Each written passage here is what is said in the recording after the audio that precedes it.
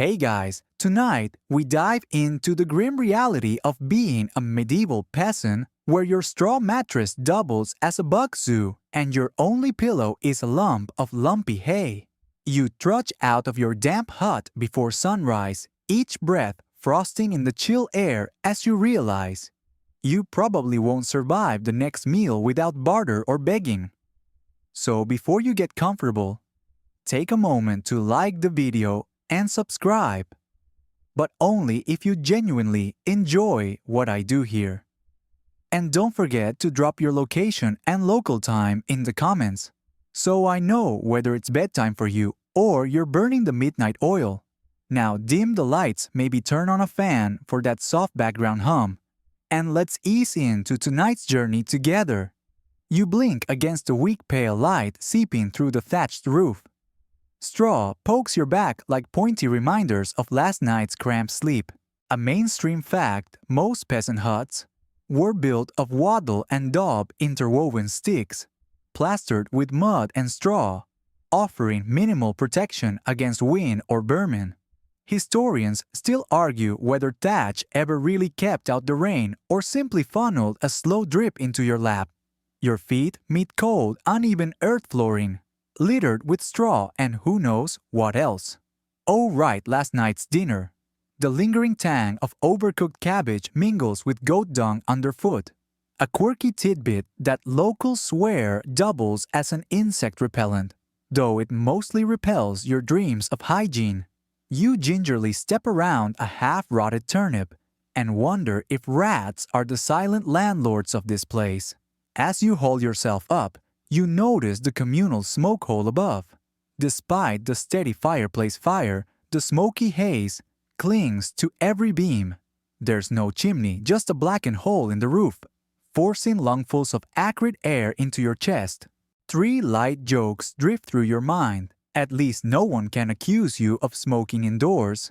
Congratulations, your morning latte is entirely ash-flavored. And hey, who needs expensive incense when your cottage already smells like a bonfire? Outside frost crunches underfoot. You shiver, tugging your coarse wool tunic closer. Light glints off frozen puddles in the yard. You feel the ancient sun's thin promise of warmth, but it's mostly a tease. Your only breakfast will be last night's stale bread crust, washed down with cool pond water if you're lucky. Historians still argue whether medieval peasants ever truly called that water refreshing. Your neighbor Old Mara emerges from her door, her back bent from years of bending over the fields.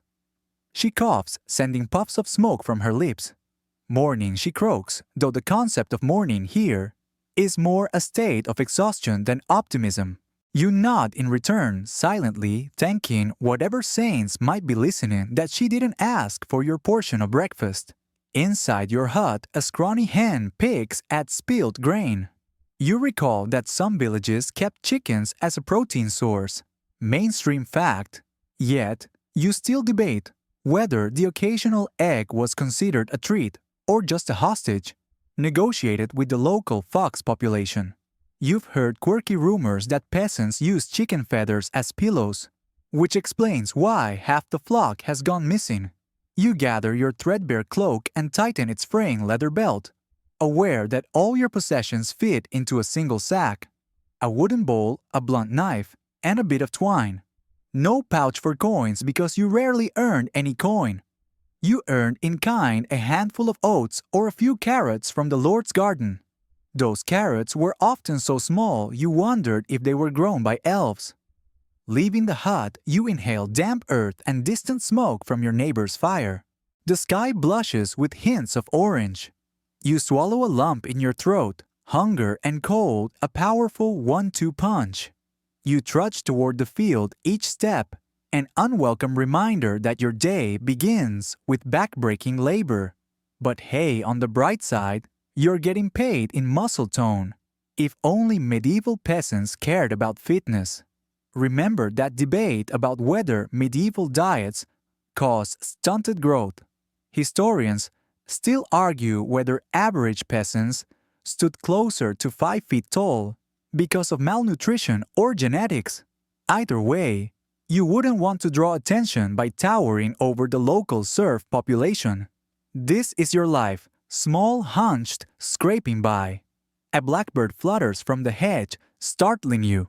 It's funny how a simple bird can feel like a messenger of doom, or at least a reminder that you're about to swing a hoe, until your bones ache. You remind yourself of one quirky tidbit. Peasants sometimes use crocodile dung as sunscreen, though most think that's an apocryphal joke, dreamed up by bored monks with too much parchment. Your neighbor's child races past you bare feet slapping the mud. Even at 6 years old, they know they're expected to weed and plant. Childhood here is short. By 7, your bones are already learning the field's brutal rhythm. Historians still argue whether serf children ever truly played games, or if work was their only pastime. You approach the field's edge. The sand shifts, fresh-turned earth mingles with manure, left from last night's fertilizing.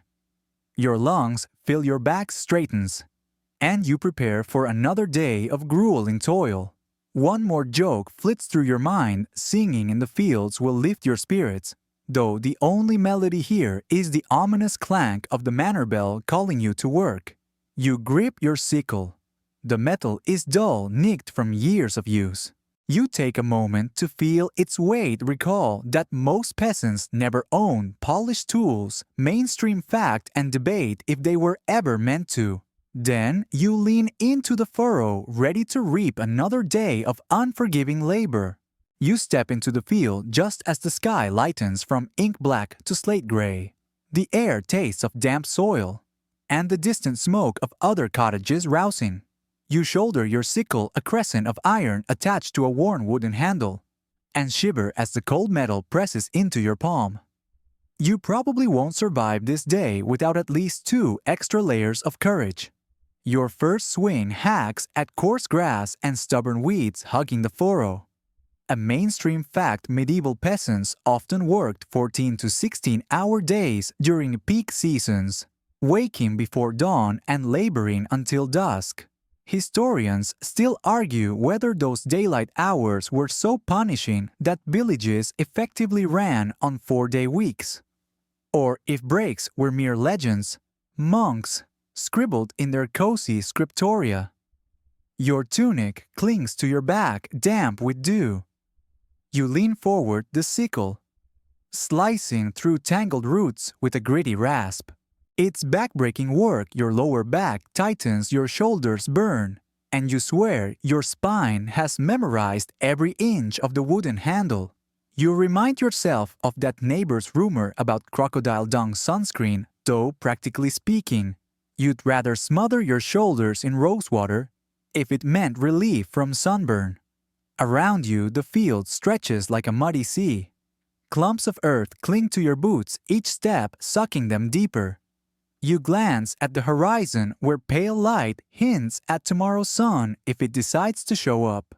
3 light jokes drift through your mind. If you wanted to join a CrossFit class, this is it. Congratulations, you've invented medieval leg day. And hey, muddy boots are in vogue among serfs. Just ask any traveling monk tired of clean sandals. You straighten for a moment, wiping sweat from your brow. A curious fringe tidbit: some peasants claimed that singing bawdy ditties while scything kept the field spirits amused and less likely to send plagues of locusts. You hum a line you barely remember. "Oh, plough my oats, Sir Ploughman, yet spare my little goat." You're not sure which goat you're referencing, but it brightens your mood. Your neighbor, old Marcos, staggers beside you, wheezing like a whetstone on wood.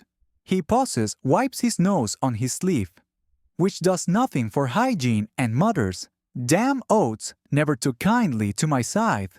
You nod sympathetically, knowing that oats were staple crops, mainstream fact, but they're about as satisfying as sun-dried cardboard. Debate lingers over whether medieval diets of oats led to widespread scurvy, or if legumes were enough to keep teeth intact. You bend again, edging along the furrow to cut the overgrown stalks. The sickle slices with a dull thud. You crouch, low arms aching, determined to clear a full row before the manor bell tolls. That bell dictates your life. 6 strokes for dawn, another 6 for the Lord's breakfast, and endless repeats until the day's end. You wonder if it's ever wrong for pleasure or just punishment. Your breath fogs in the morning air. You pause to take a long gulp of pond water. It's cold, murky, and likely teeming with who knows what parasites. Historians still argue whether peasants boiled water when lakes froze, or simply suffered through periodic fevers. You swallow, reminding yourself that at least pond water isn't the same as last night's gruel. A stifled chuckle escapes you when you think of modern gym memberships, charging you to stand in a cold room, lift weights, and sweat profusely, all while listening to someone yell at you. Here, you get paid in sheer survival zero, membership fees, and the occasional rat scurrying up your pant leg. Fitness influencers eat your heart out.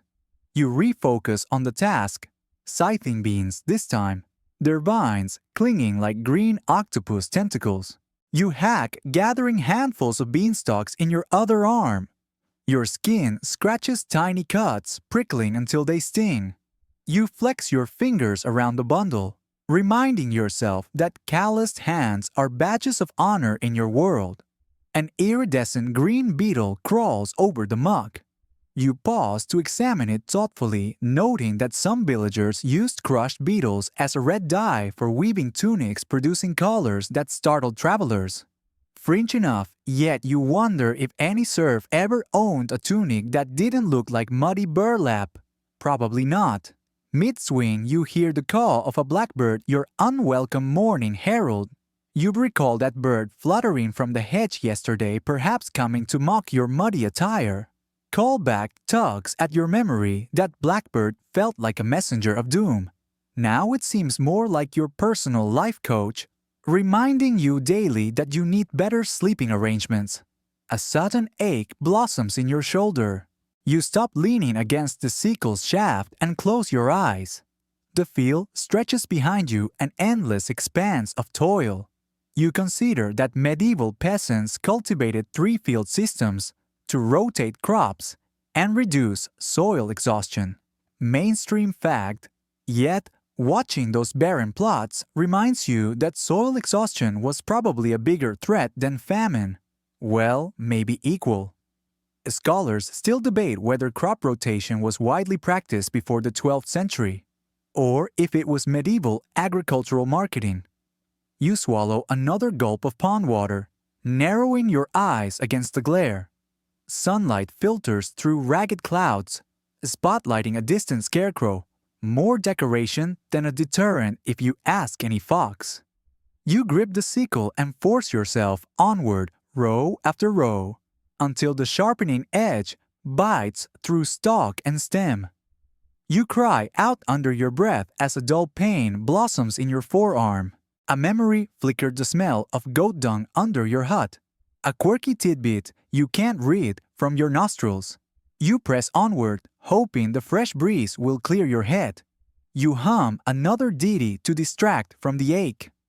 Swing, swing, little blade, cut the grass before its grave. It's terrible, but at least the field spirits seem happy. As midday nears, you glance at the manor on the hill. Smoke curls from its chimneys like ropes of privilege. You wonder if the Lord ever sowed a single seed, or felt the sting of sweat on his brow. Probably not. Debate persists about whether serfs ever attempted to poison their masters with tainted ale, or if those stories are simply bardic exaggerations. Either way, you'd need a pinch of cunning and a barrel of courage to try. You finish the row collapse against a mossy stone and lean your sickle against a withered hedge. Sweat drips into your eyes, you blink, tasting salt and earth. Hunger pangs grow louder, reminding you that lunch is a thin slice of rye bread, maybe smeared with onion scrapings if the Lord felt generous. You lick your lips at the thought. You stand again, back cracking in protest, and adjust your belt. The day's work is only halfway done. You wipe your brow, plant your feet, and reach for the sickle's handle. You remind yourself that despite the mystique serfdom often bound you to the land so tightly, you couldn't leave even for a better field. A tight grip indeed. Your neighbor, old Mara, shuffles over to inspect your progress. She cackles that the crops look like the Lord's coin purse always empty. You grin despite the ache, sharing a moment of dark humor.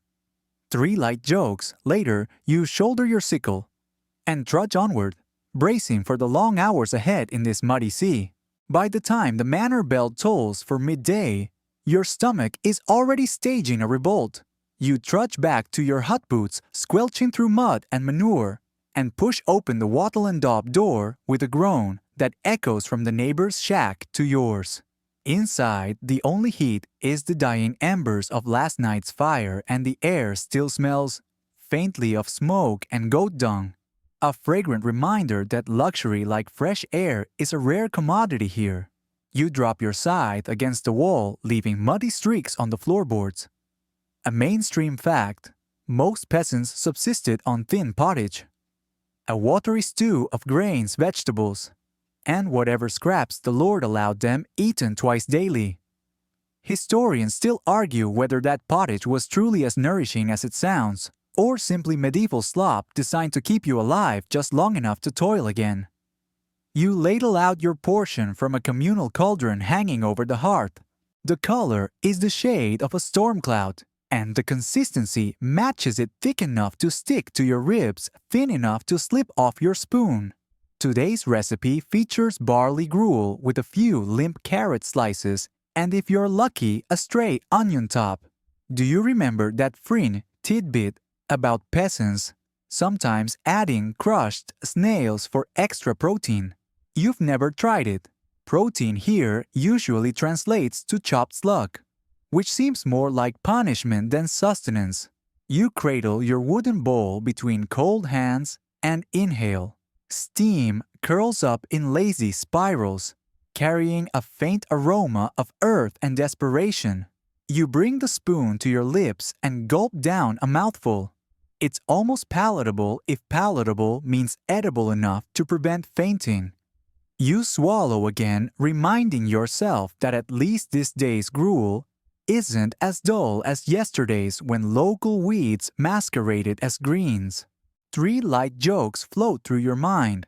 Congratulations, you've just discovered the world's first liquid cardboard. If you ever get tired of farming, you can star in a reality show called Stare at Grey Slop. And hey, do you think the cauldron has a loyalty program? 7 bowls make a free hat. None of them are funny if you're hungry, but that's the best you've got. You scoop up a few crusts of stale rye bread, the kind that could double as a doorstop, and dip them into the gruel.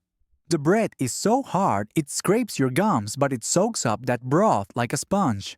Fringe rumor says peasants used breadcrumbs to mask the taste of rat droppings accidentally mixed in. Historians still argue whether those stories are exaggerations or documented events. You take a cautious bite. It isn't a rat, but you wouldn't bet your last chicken egg on it either. Your neighbor, young Thomas, squeezes in beside you, clutching his bowl. He pecks at the gruel as if it owes him money. "You think the Lord will add turnips tomorrow?" he asks. You snort. "Better chance of the Lord dancing naked in a rainstorm," you reply, referencing the old superstition that naked barons chase away hail. Fringe enough, probably not. You swallow another spoonful and fight the urge to compute just how many calories you've consumed. Mainstream fact, a peasant's daily caloric intake in peak season could be as low as 1-200 calories, barely half of what your modern self burns running errands. Historians still argue whether that figure accounts for the extra energy wasted trying to stay warm in uninsulated huts. You glance at the thin walls, imagine the wind whistling through every crack, and decide modern central heating sounds like a divine blessing. You glance down at your bowl. There's a lone carrot slice bobbing in the barley broth. You recall the childhood game where peasants would pretend that carrot was a magic token. Granting one wish, often the wish was enough gruel to fill this bowl. You flick the carrot at Thomas, who ducks just in time. It ricochets off the wall and clatters to the floor. You laugh, the sound echoing oddly in the empty hut. Between bites, you sip your pond water once more. It still tastes like muddy dishwater, but you're past caring.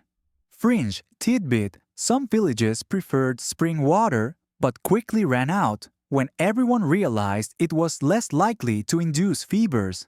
Historians still argue whether peasants had wells at all or merely dipped buckets into village ponds. You stroke your chin, deciding that bucket water and pond water share the same charming bouquet of algae and regrets. You swallow the final spoonful of gruel and let out a satisfied belch that would make any lord's court gasp. You glance at your empty bowl of victory in its own right and cradle it to your chest as if it were a newborn. 3 light jokes zipping through your mind. This bowl is now officially your best friend. Do bowls count as dependents on your tax return? And if you hug it tight enough, maybe it'll fill itself. Rye crusts remain. You crunch through them, savoring the gritty texture. As you remember the old story that peasants baked bread so hard they used it as cobblestones. Historians still argue whether medieval bakers intended their loaves to double as construction materials or if that was later satire. Either way, your jaws feel tough enough for brickmaking. You set the bowl aside to dry by the hearth. You stretch your shoulders, still sore from the morning scything. Hunger now stifled, you allow your stomach a moment's peace before afternoon labor. But part of you aches for something more fresh. Fruit cheese meat items, so rare they might as well be unicorn horns. Fringe rumor says a traveling merchant once sold cheese to a village only to be chased off with pitchforks when peasants feared it was poisoned by witchcraft. You snicker, pondering whether you'd risk a wedge anyway. You grab your blunt knife and whittle at a stick, fashioning a makeshift spoon for next week's rations. Mainstream fact metal spoons were luxury items. Most peasants relied on wooden utensils carved from scrap. You hack and shave, creating rough edges that will probably splinter in your mouth, another promise of medieval dining. Historians still argue whether these spoons were treated with oils or left raw, but you suspect raw wood adds extra fiber to any meal. A stray hen wanders into your hut, eyeing the leftover crumbs. You wave it away, watching it peck triumphantly at the floor. Fringe enough, some peasants believed letting a hen into your home before prayer invited good luck. You rarely pray before lunch. Still, you close your eyes, whisper a quick thanks for the gruel, and gently herd the hen back outside. You tuck your carved spoon into your belt, alongside the old bowl. You glance at the door. Afternoon work awaits you. Gathering wood for the hearth, hauling water from the well, and perhaps a brief stint repairing the fence. But for these few moments, you savor the quiet. Hunger and toil paused. Even the smoky haze seems less oppressive, warmed by the faint sun peeking through the roof hole. You run a hand through your unwashed hair, noticing bits of straw still stuck from last night's bed. You remind yourself of that cold dawn and the lifelong itch you've accepted as normal. You crack a final joke to yourself. Modern shampoo commercials have nothing on medieval straw-infused volume. You tuck that thought away for later. Then, steeling yourself, you hoist your bowl and spoon step over the threshold and brace for the next chapter of labor. You remind yourself that pottage and puns are fuel enough to face another round of serfdom's grind. With a final gulp of pond water, you set your sights on the woodpile ready to wrestle sticks into submission. You trudge up the narrow dirt lane toward the Lord's Manor shoulders, heavy with a sack of oats you owe this season. The manor looms above you, a stone fortress of privilege. its crenulated towers glinting in the weak sun. You probably won't survive this handover without suppressing a sarcastic remark about interest rates on grain, but here you are. Inside the steward's hall, you kneel on the cold flagstone floor. A mainstream fact medieval lords claim feudal dues, requiring peasants to pay rent in produce labor or coin, often totaling up to half their harvest. Historians still argue whether dues varied widely by region, or if most serfs lived under similarly crushing levies. Either way, your modest pile of oats seems pitiful next to the steward's ledger. You set the burlap sack on the table. The steward, a squat man with ink-stained fingers, peers at it through narrow spectacles and nods curtly. He dips a quill into a pot of ink and scratches your name beside a tally 30 bushels owed, +5 for late penalties. You clutch the edges of your tunic, knowing you'll need weeks of extra labor to make up the shortfall. 3 light jokes flit through your mind. Congratulations, you've just subscribed to the Manor's New Bushels for Dues program. Don't worry, next season's bonus includes emotional trauma. And hey, if you box grain with your neighbor, you save on travel time. You stand and bow your head as the steward quills the final entry. A quirky tidbit. You recall some peasants secretly carved tally marks into wooden sticks, hidden under thatch to track land rents outside official records. You wonder if your stick is still there buried under moss at home, its marks faded by time and mildew. The steward fixes you with a flat gaze. Remember, failure to meet dues may result in distraint, he intones. A medieval legal term that means he can seize your tools or livestock until debts are settled. You swallow hard, picturing your scythe and your hen, 2 of your most precious possessions, confiscated for cold metal and feather. Historians still argue whether distraint was rarely enforced to outright seizure, or if ruthless bailiffs regularly rode through villages confiscating goods. The debate rages, but your stomach clenches nonetheless. You back out of the hall mind racing. Outside the manor's moat glistens like a moat-shaped trophy of separation. A peasant child runs past you giggling at a passing dog that sniffs her dress oblivious to the stern stares of footmen. You remember a fringe rumor that young serfs sometimes bribe dogs with scraps to distract overseers. And for a moment you fantasize about tossing your steward a moldy cheese rind. You head to the bakehouse to surrender your share of firewood tithes. A mainstream fact, many peasants owed a charcoal tithe, delivering wood for the Lord's hearth. Some years, wood shortages meant you delivered dead roots scraped from hedgerows. Historians still argue whether deforestation from these tithes contributed heavily to the Little Ice Age, or if climate shifts played a larger role. You wrap your worn cloak tighter. Either way, the damp chill cuts through every layer. At the bakehouse door, you find Jonas, the village cooper, struggling under a bundle of kindling. You offer to help and he grunts approval. Together, you stack wood against the bakehouse wall. A sweat beads on your brow. Despite the cold labor, here is its fire. 3 light jokes bubble up if the Lord wanted a bonfire. He should have invited peasants instead of burning your firewood. Congratulations, teamwork has never felt so exhausting. And hey, at least you're building upper body strength for free. Once the bundles rest, you wipe your palms on your tunic and pocket a scrap of wood. Jonas tossed aside your future tally stick. He winks and says, "Keep this for when they make us pay for air." You laugh quietly. Shared sarcasm is a rare commodity worth hoarding. Next is the miller's mill. Your grain must be ground into flour, another tithe, usually a fraction of the total. A mainstream fact, manorial mills were often the only mills allowed in this area, giving millers a monopoly enforced by law.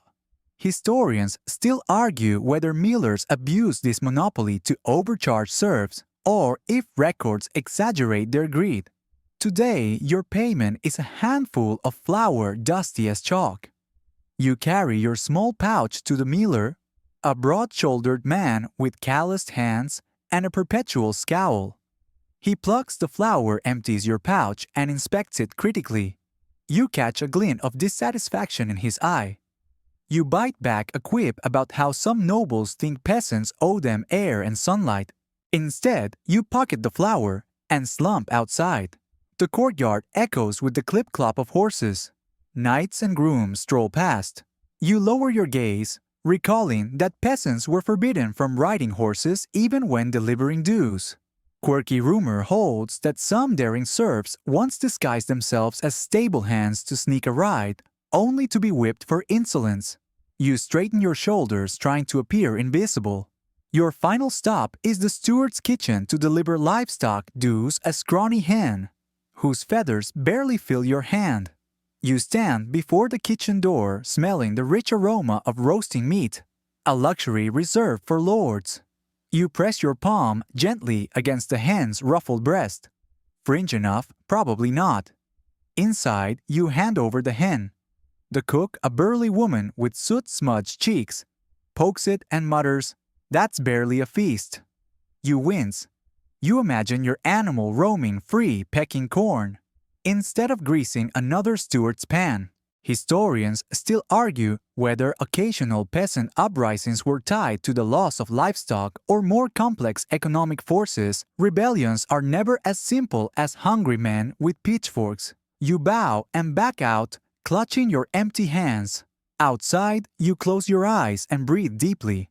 No tools, no tithes, no livestock.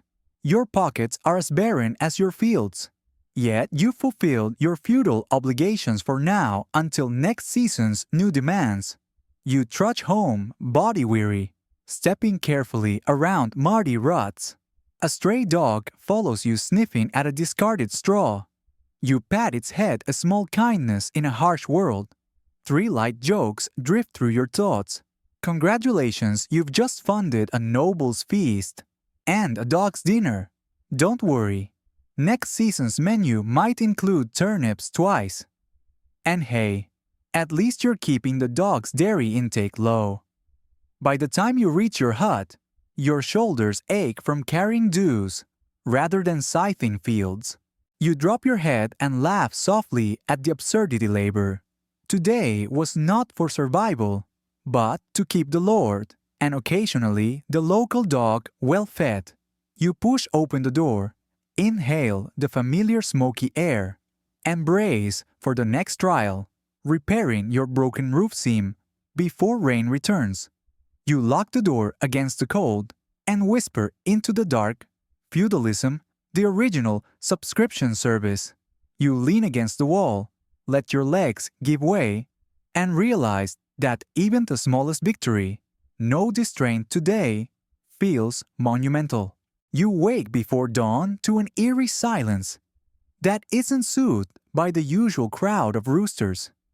Instead, the village lies still, save for your ragged breaths. You probably won't survive this month's lean harvest without a miracle or a bribe of spoiled apples. Stepping outside, you see fields, once heavy with grain, reduced to brittle stalks swaying like ghosts in the wind. A mainstream fact: medieval Europe endured periodic famines, with the Great Famine of 1315 or 1317, wiping out up to 15% of the population in affected regions. Historians still argue whether climate anomalies or overpopulation triggered the crisis, or if it was simply bad crop management compounded by economic pressures. Your stomach growls as you navigate cracked earth and sparse tufts of grass. You spot a neighbor's thin cow, its ribs protruding beneath a patchy hide. You recall the quirky rumor that during famines, some desperate peasants ate mock goose, a foul blend of mashed turnips and fish heads, to masquerade as poultry. You've never had the stomach for it, but whispers say it tastes like regrets with a hint of brine. Back at your hut, your usual cauldron of pottage stands empty. The Lord Steward has claimed even the scraps, this time citing emergency reserves. You clutch your blank bowl and shuffle toward the common granary mine, swirling with 3 light jokes. Congratulations, you're now on the Lord's emergency feeding program. 0 calories guaranteed.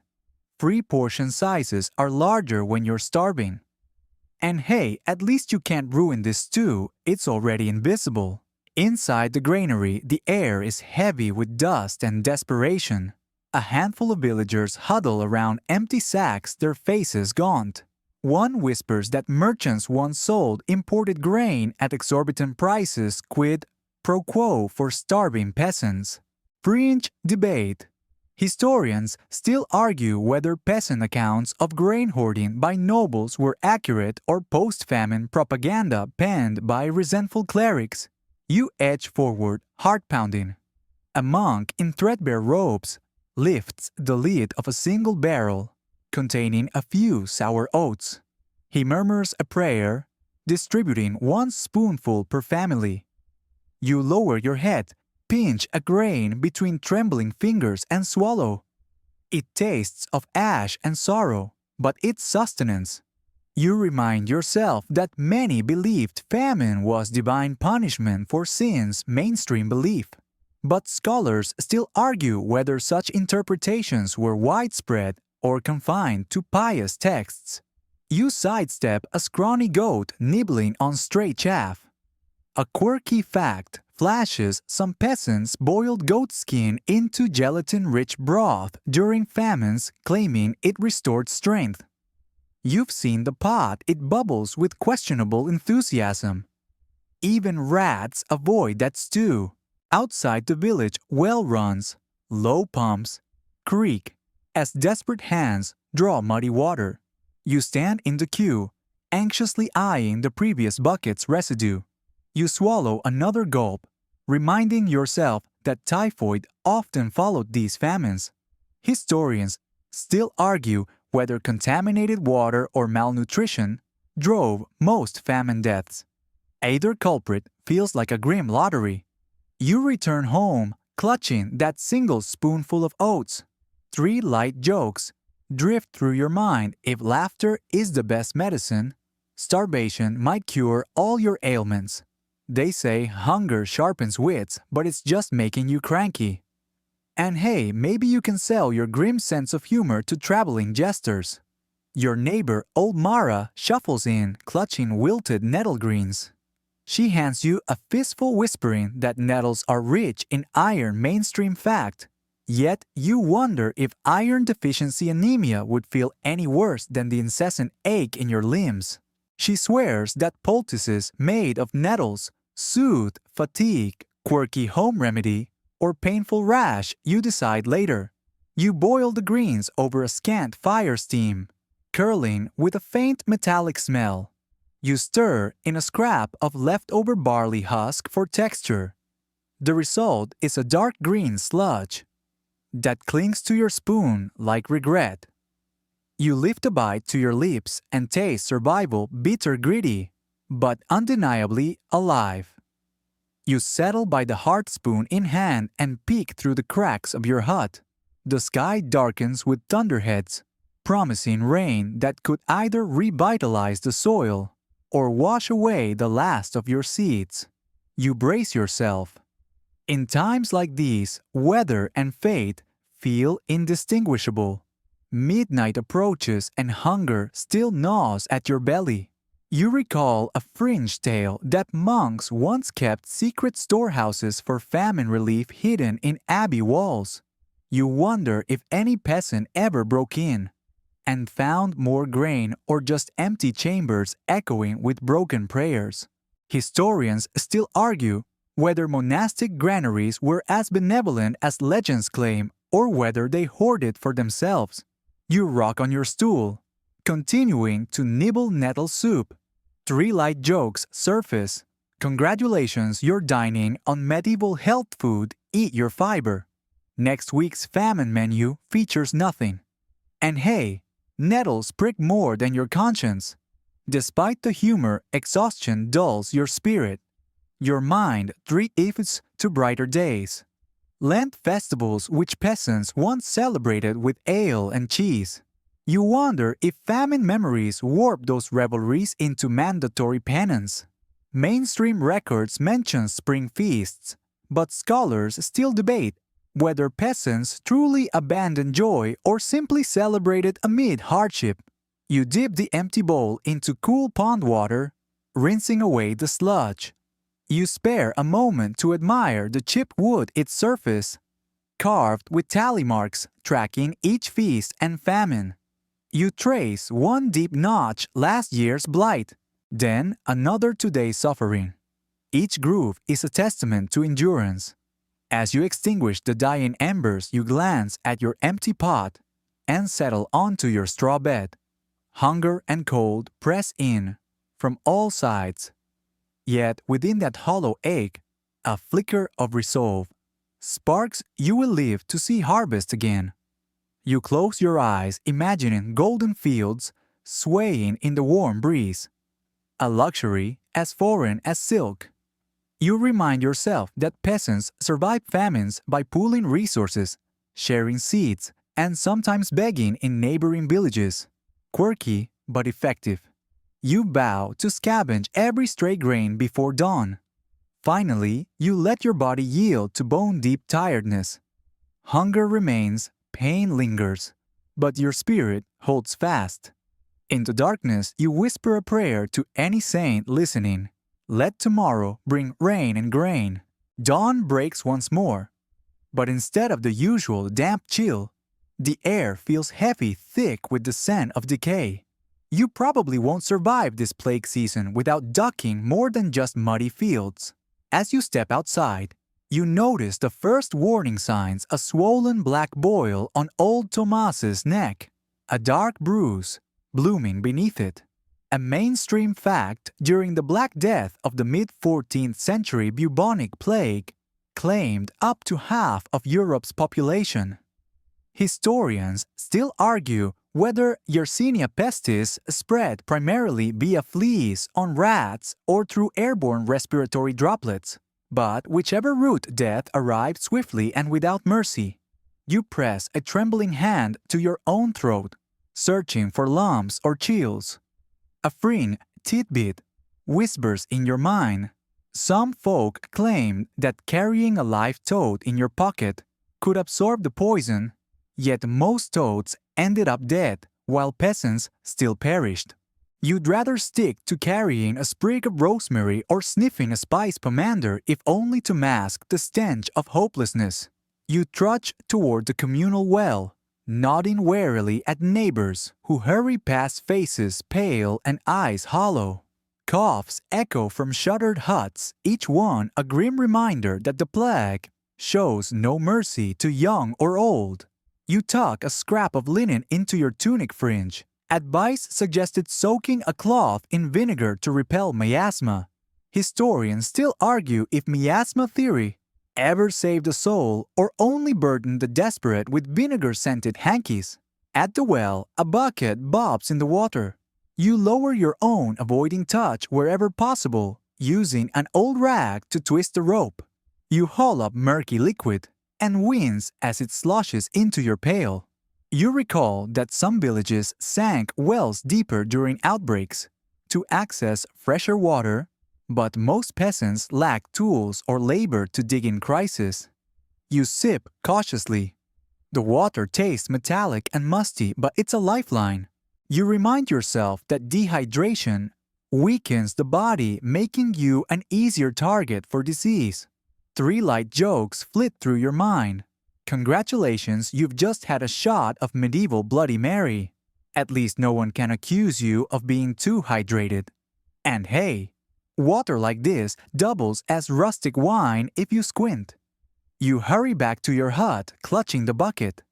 Inside, you find your wife or the woman you share your hut with pale as a ghost. Her forehead damp with fever. She groans when she sees you. You probably won't survive this plague unless you find herbs or prayers potent enough to outwit death itself. A mainstream fact, medieval medicine relied heavily on herbal remedies, rose hips for vitamin C, lavender to calm fevers, and crushed garlic believed to have protective powers. Historians still argue whether any of these improved outcomes, or simply gave peasants something to do while bodies piled up outside. You rummage through your meager herb pouch, finding a bit of wormwood and yarrow. You crush leaves between stone and pestle, creating a bitter taste. You whisper gentle reassurances as you apply it to her neck, hoping the poultice will draw out the poison. French legend says that burying a plague victim up to their neck in the ground until the boil bursts could save them, but it usually just buried them for good. As you tend her, you glance outside. A group of villagers forms a grim procession, carrying a stretcher draped in a coarse blanket. Beneath it, you know, lies someone already claimed by the pestilence. 3 light jokes sting your conscience, but you can't help thinking at least they're getting fresh air on the way to burial. Talk about a final scenic route. And hey, next time, aim for a blanket with better embroidery. You clutch your wife's hand, feeling it burn like fire. You dip a rag in vinegar and press it to her brow. The sharp scent cuts through the hut's stale air, chasing away the worst of the rotting smell. Historians still argue whether vinegar-based treatments had any real antimicrobial effect, or if they simply fueled legends of cure-all elixirs. A knock rattles the door. You freeze, fear knotting your stomach. Outside stands the village priest, eyes wide beneath his tonsure. He holds a small wooden cross and a flask of holy water. He doesn't enter. Plague victims' huts were often quarantined. He sprinkles holy water at the threshold, murmuring prayers. You bow your head, grateful for any divine intervention. Yet, part of you wonders if faith alone can staunch a river of blood. The priest retreats and the hush returns. You kneel by your wife's side, wiping her sweating brow. You remember that some peasants believed wearing bright red clothing repelled death fringe fashion advice, that mostly left them conspicuous targets for robbers. You'd rather remain invisible for now. Hours pass in feverish delirium. Your wife drifts between groans and whispered prayers. You fetch more water, more herbs, more vinegar, each time returning to her side. You whisper stories of spring blossoms to keep her mind away from death's door. A mainstream belief held that positive thoughts could aid healing. Historians still argue whether this optimism ever tipped the scales, or if it only prolonged suffering. Outside, the church bell tolls for the 3rd time today, its slow knell marking another lost soul. You cover your ears, heart pounding. Sometimes the bell tolled for the living to pray. Sometimes it tolled for the dead to grace. You can never be certain until you glimpse the procession. You cup your wife's hand in both of yours. Her breathing grows shallower. The boil on her neck darkens. You pray silently to saints you barely know and gods you scarcely understand. You whisper, "Please stay." The fire in your heart has long since died, leaving only embers of hope. Suddenly, her eyes flutter open. She gasps, coughing up black sputum. You freeze in horror and relief, because it's proof she still breathes. You press more poultices, offering water in small sips. 3 jokes drift cruel in their contrast. Congratulations, you've just auditioned for the world's darkest drama. No rehearsals allowed. And hey, next time, choose a disease with less throat clearing. You stay by her side until dusk. The plague's shadow creeps over the village, claiming more homes each hour. You witness neighbors burying kin in hurried graves outside the churchyard, chanting psalms through tears. You remind yourself that communal burials were common mainstream practice. Yet some whisper that bodies were sometimes burned instead. Historians still argue whether pyres or pits saved more lives or simply desecrated hope. Night falls and the air chills. Your wife lies exhausted but alive. You wrap her in a spare cloak, pressing her into the corner bed of straw. You share your thin blanket and settle beside her, listening to her soft breathing. You stroke her hair, tasting relief like a rare wine. Despite the horror around you, a flicker of determination ignites. If the plague is inevitable, then you'll face it armed with herbs, prayers, and stubborn love. You promise yourself you will bury the dead, tend the living, and survive long enough to see new shoots in spring. You close your eyes, ear alert for coughs or dying sighs. Fear still grips you, but sleep begins to weave its gentle lullaby around your frayed nerves. You slip into dreams, praying the morning sun will rise, less blood-red than it promises. You awaken to the soft clink of shackles, not literal chains, but the invisible bonds of serfdom that pin you to this patch of land. You probably won't escape this system without a bribe, a miracle, or a secret passage under the manor walls. Your morning starts with the habitual ritual of signing your name, while making a scratch mark on the village's labor register.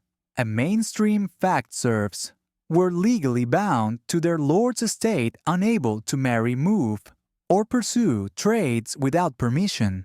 Historians still argue whether some regions allowed more mobility through informal agreements, or if serfdom was uniformly rigid across medieval Europe. You scrawl your mark beside a column of tallies, each one representing a day's labor owed. Your X is crooked, but the reeve accepts it barely. Behind the cottage window, your neighbor Agnes practices her mark, hoping the steward won't notice her nearly straight line screams forgery. You recall the quirky tale that some serfs traded shoe soles for secret writing lessons so they could sign proper names, but you suspect that story grew taller than the manor's tallest tower. Once clear of the register, you trudge toward the domain fields, those plots reserved for feeding the Lord's household. Your holding lies elsewhere, but today's labor is devoted to the domain. A mainstream obligation, taking up roughly 3 days per week. Historians still argue whether domain labor peaked at 3 days or sometimes stretched to 5 depending on season and region. Either way, your muscles remember every hour. You reach the Lord's barley patch, its golden rose, swaying lazily in the breeze. An image of plenty that taunts your small plot. You grip your hoe and bend your back, uprooting weeds and tilling soil. Each thrust digs deeper than mere earth. It gouges at your autonomy. 3 light jokes buzz in your mind. Congratulations, you've joined the Lord's Amateur Gardening Club. Next week's meeting includes free blisters. And hey, soil therapy. More like soil slavery. A foreman strides by, his leather jerkin stiff, his gaze sharper than your sickle. He stops, inspects your row, and frowns. You quicken your pace. A fringe tidbit surfaces: some villages secretly allowed serfs to swap labor days, trading a demescent stint for extra meadow maintenance at home if they grease the reeve's palm. You wonder if this patch of barley might be the site of a covert labor black market. Sweat beads on your brow despite the morning chill. You wipe it away on your tunic, smudging dirt across your face like war paint for the powerless. Mainstream fact serfs paid additional labor dues, boon work during busy seasons like harvest, often without clear compensation. Historians still argue whether boon work was voluntary corvée or veiled coercion by ambitious stewards. You clutch your hoe tighter, determined not to appear lazy. Your neighbor, old Brenna, leans on her hoe, nearby, offering you a grim nod. She's worked these fields for decades, her back stooped like an ancient oak. You recall a fringe claim that some serfs carried small wooden charms, oak leaf talismans, believing they ease the pain of forced labor. You share a sympathetic smile, but carry no charms. Faith in charms feels as flimsy as your worn tunic. You pause to catch your breath and glance at the distant village green, where free tenants meet to trade goods. They wave and you wave back, separation, marked not by walls but by legal status. You swallow envy with your next gulp of pond water. 3 light jokes flicker. Congratulations, you discovered the VIP section of the manor. just on the wrong side of the fence. Free admission, no benefits. And hey, at least the grass is equally green here. You shoulder a sack of barley and trudge uphill toward the manor's granary. The weight reminds you that peasants served as living pack animals mainstream reality, yet you debate if the granaries ever overflowed beyond the Lord's need. Historians still debate whether granary stocks were hoarded for stability or profit. Your legs protest with each step, but you steel yourself to avoid distraint. Inside the granary's low-ceilinged chamber are sacks of grain-lined wooden racks. You empty your barley into a communal barrel, the thud echoing like a drum of duty. A miller's apprentice counts each bushel with precision. You recall a fringe rumor that some serfs secreted tiny amounts of grain in hidden pouches, an act called sheafing to feed their families during lean times. The risk of discovery and whipping was high, but hunger makes thieves of us all. After your stint unloading, you return to your plot. You have precisely 2 hours before the manor bell calls you back for more dues. Lunch tithes and fence repairs. You lean on your home and close your eyes for a moment, feeling the wind rustle the barley above you. In that heartbeat, you taste freedom. It's fleeting like mist on your tongue. You shake off the notion and begin repairing the fence. Around your small strip of land, you're holding a modest patch that yields enough to feed your family for weeks. A mainstream fact peasant holdings varied from half an acre to 2, depending on village size and fertility. Historians still argue whether these holdings provided true subsistence or merely subsistence-level survival. Looking at your fence's missing planks, you suspect the latter. You hammer a fresh stake into the ground, splinters biting your palms. The hammer's head is blunt, another testament to the peasant's fate, to mend what's broken with broken tools. 3 light jokes flit. Congratulations, you're the DIY expert of medieval fencing. No TV required. And hey, at least you don't have to watch tutorial videos. A child rushes by carrying a bundle of sticks, her daily wood gathering task. You recall that serf children often joined parents in labor from the age of 7. You smile ruefully, imagining modern kids complaining about chores. Fringe enough, you bet. The manor bell tolls again. You scrape dirt from under your nails and lift your head. Your back aches and your arms tremble, but your resolve remains unbroken. You stare at the horizon, imagining a day when serfdom fades and peasants walk free.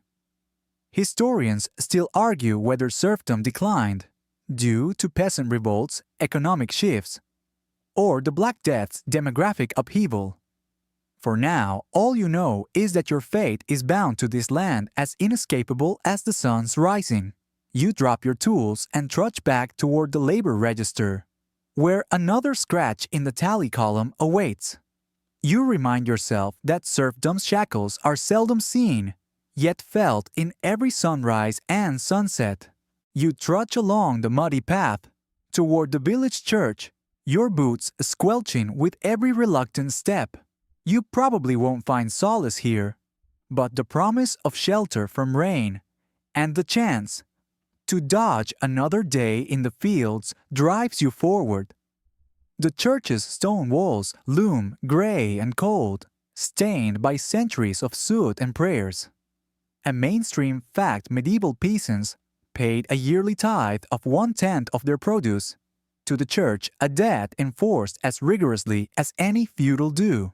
Historians still argue whether tithes enriched parish coffers for community aid or simply lined the pockets of distant bishops. Either way, your portion of grain vanishes like morning mist. You slip inside through heavy oak doors, feeling the temperature drop.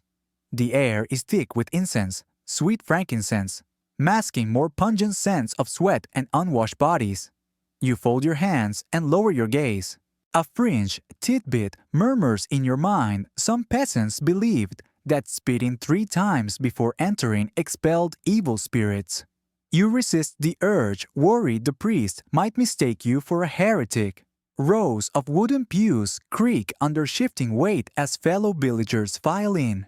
You find a spot near the back far enough to observe close enough to ear-splitting hymns. 3 light jokes swirl congratulations you've just joined the world's longest-standing concert. No ticket required. And hey, free air conditioning if only it weren't powered by your clammy breath. The priest ascends from the pulpit robed in the finest wool.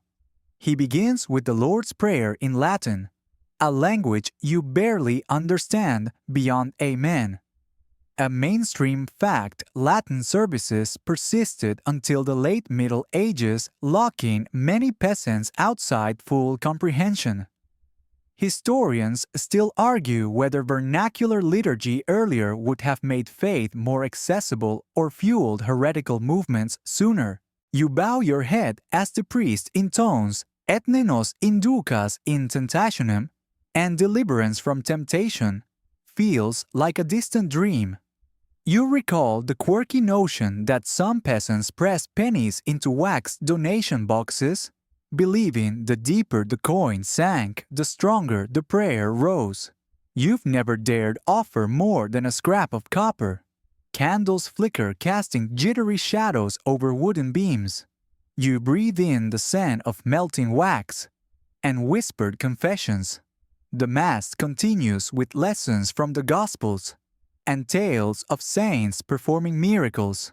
You listen for comfort, but find instead a litany of damnation warnings of hell, where unrepentant souls writhe in fire.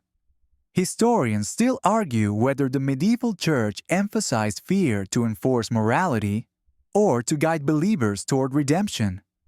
Your stomach rumbles, echoing beneath chants. You tug at your tunic, wishing the priest would exclaim about the loaves. And fish's miracle, maybe you'd glimpse divine generosity. 3 light jokes cross your mind. Congratulations, you're about to be blessed with spiritual carbs. Can I claim fish as protein? And hey, if only sermon length counted toward penance. A neighbor kneels beside you, murmuring the Hail Mary, Ave Maria Gratia Plena. She rocks slightly, eyes closed in fervor. You wonder if her whispered prayers truly reach heaven or bounce off stained glass windows. Fringe debate, some believed that ringing church bells during the plague sent evil spirits scattering, though others claimed the clamor drew death nearer. You count the bells in your head as you shift your weight. The priest raises the chalice. You stand heart-thudding as consecrated wine becomes Christ's blood. Or so doctrine insists. A mainstream fact, Eucharistic practices were central to medieval piety, reinforcing belief in transubstantiation. Historians still argue whether peasants grasped theological nuances or simply embraced ritual comfort.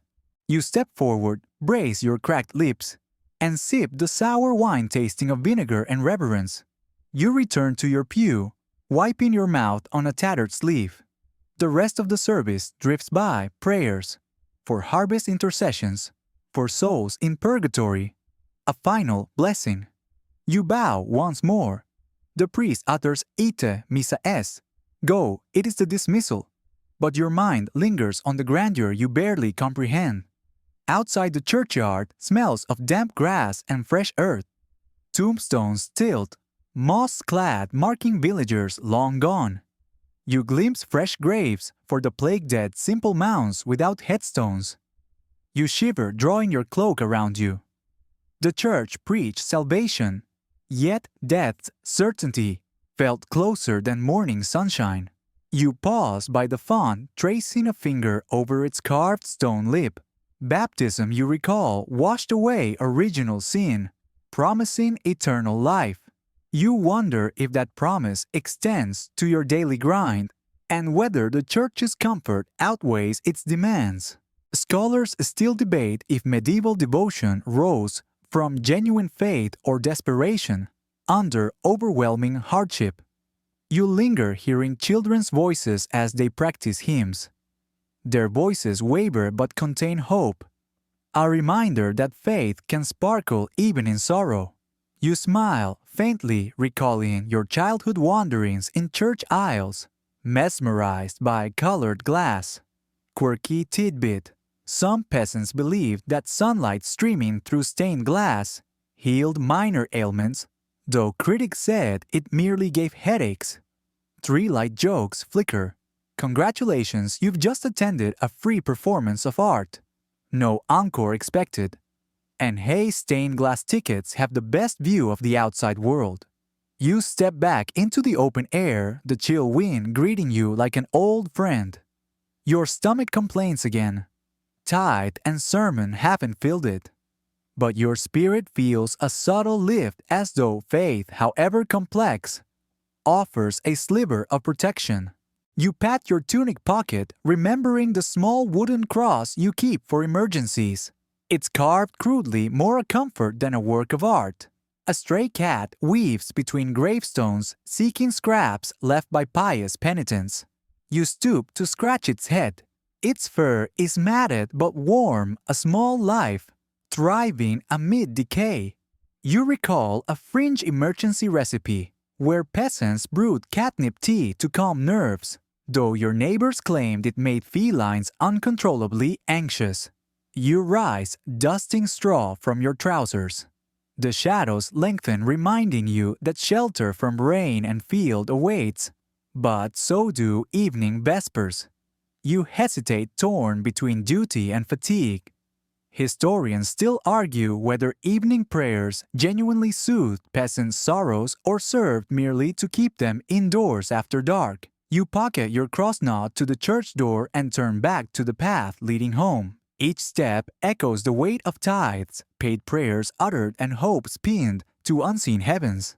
You trudge on, feeling both burdened and buoyed by belief's complicated promise.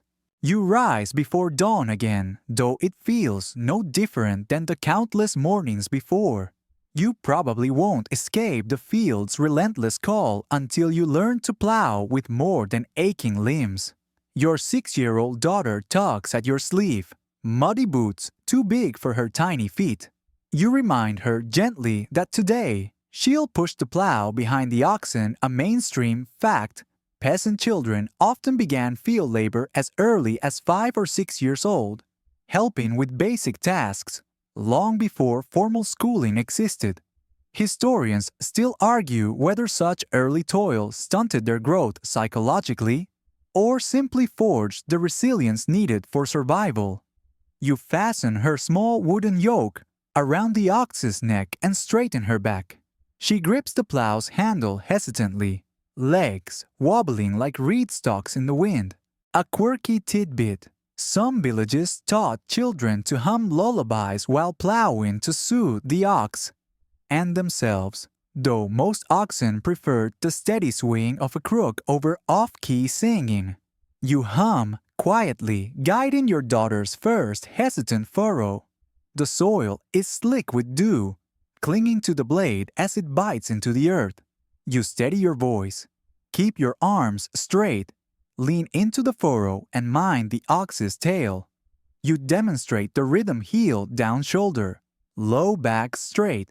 She imitates plow scraping with a metallic rasp. 3 light jokes drift through your mind. Congratulations, you're introducing a toddler to agrarian CrossFit. Next stop, a medieval strongman contest. And hey, who needs nursery rhymes when you have the symphony of squeaky ox harnesses? Your daughter's small hands slip once and the plow veers into a stubborn clump. You steady her, pushing the handle alongside hers.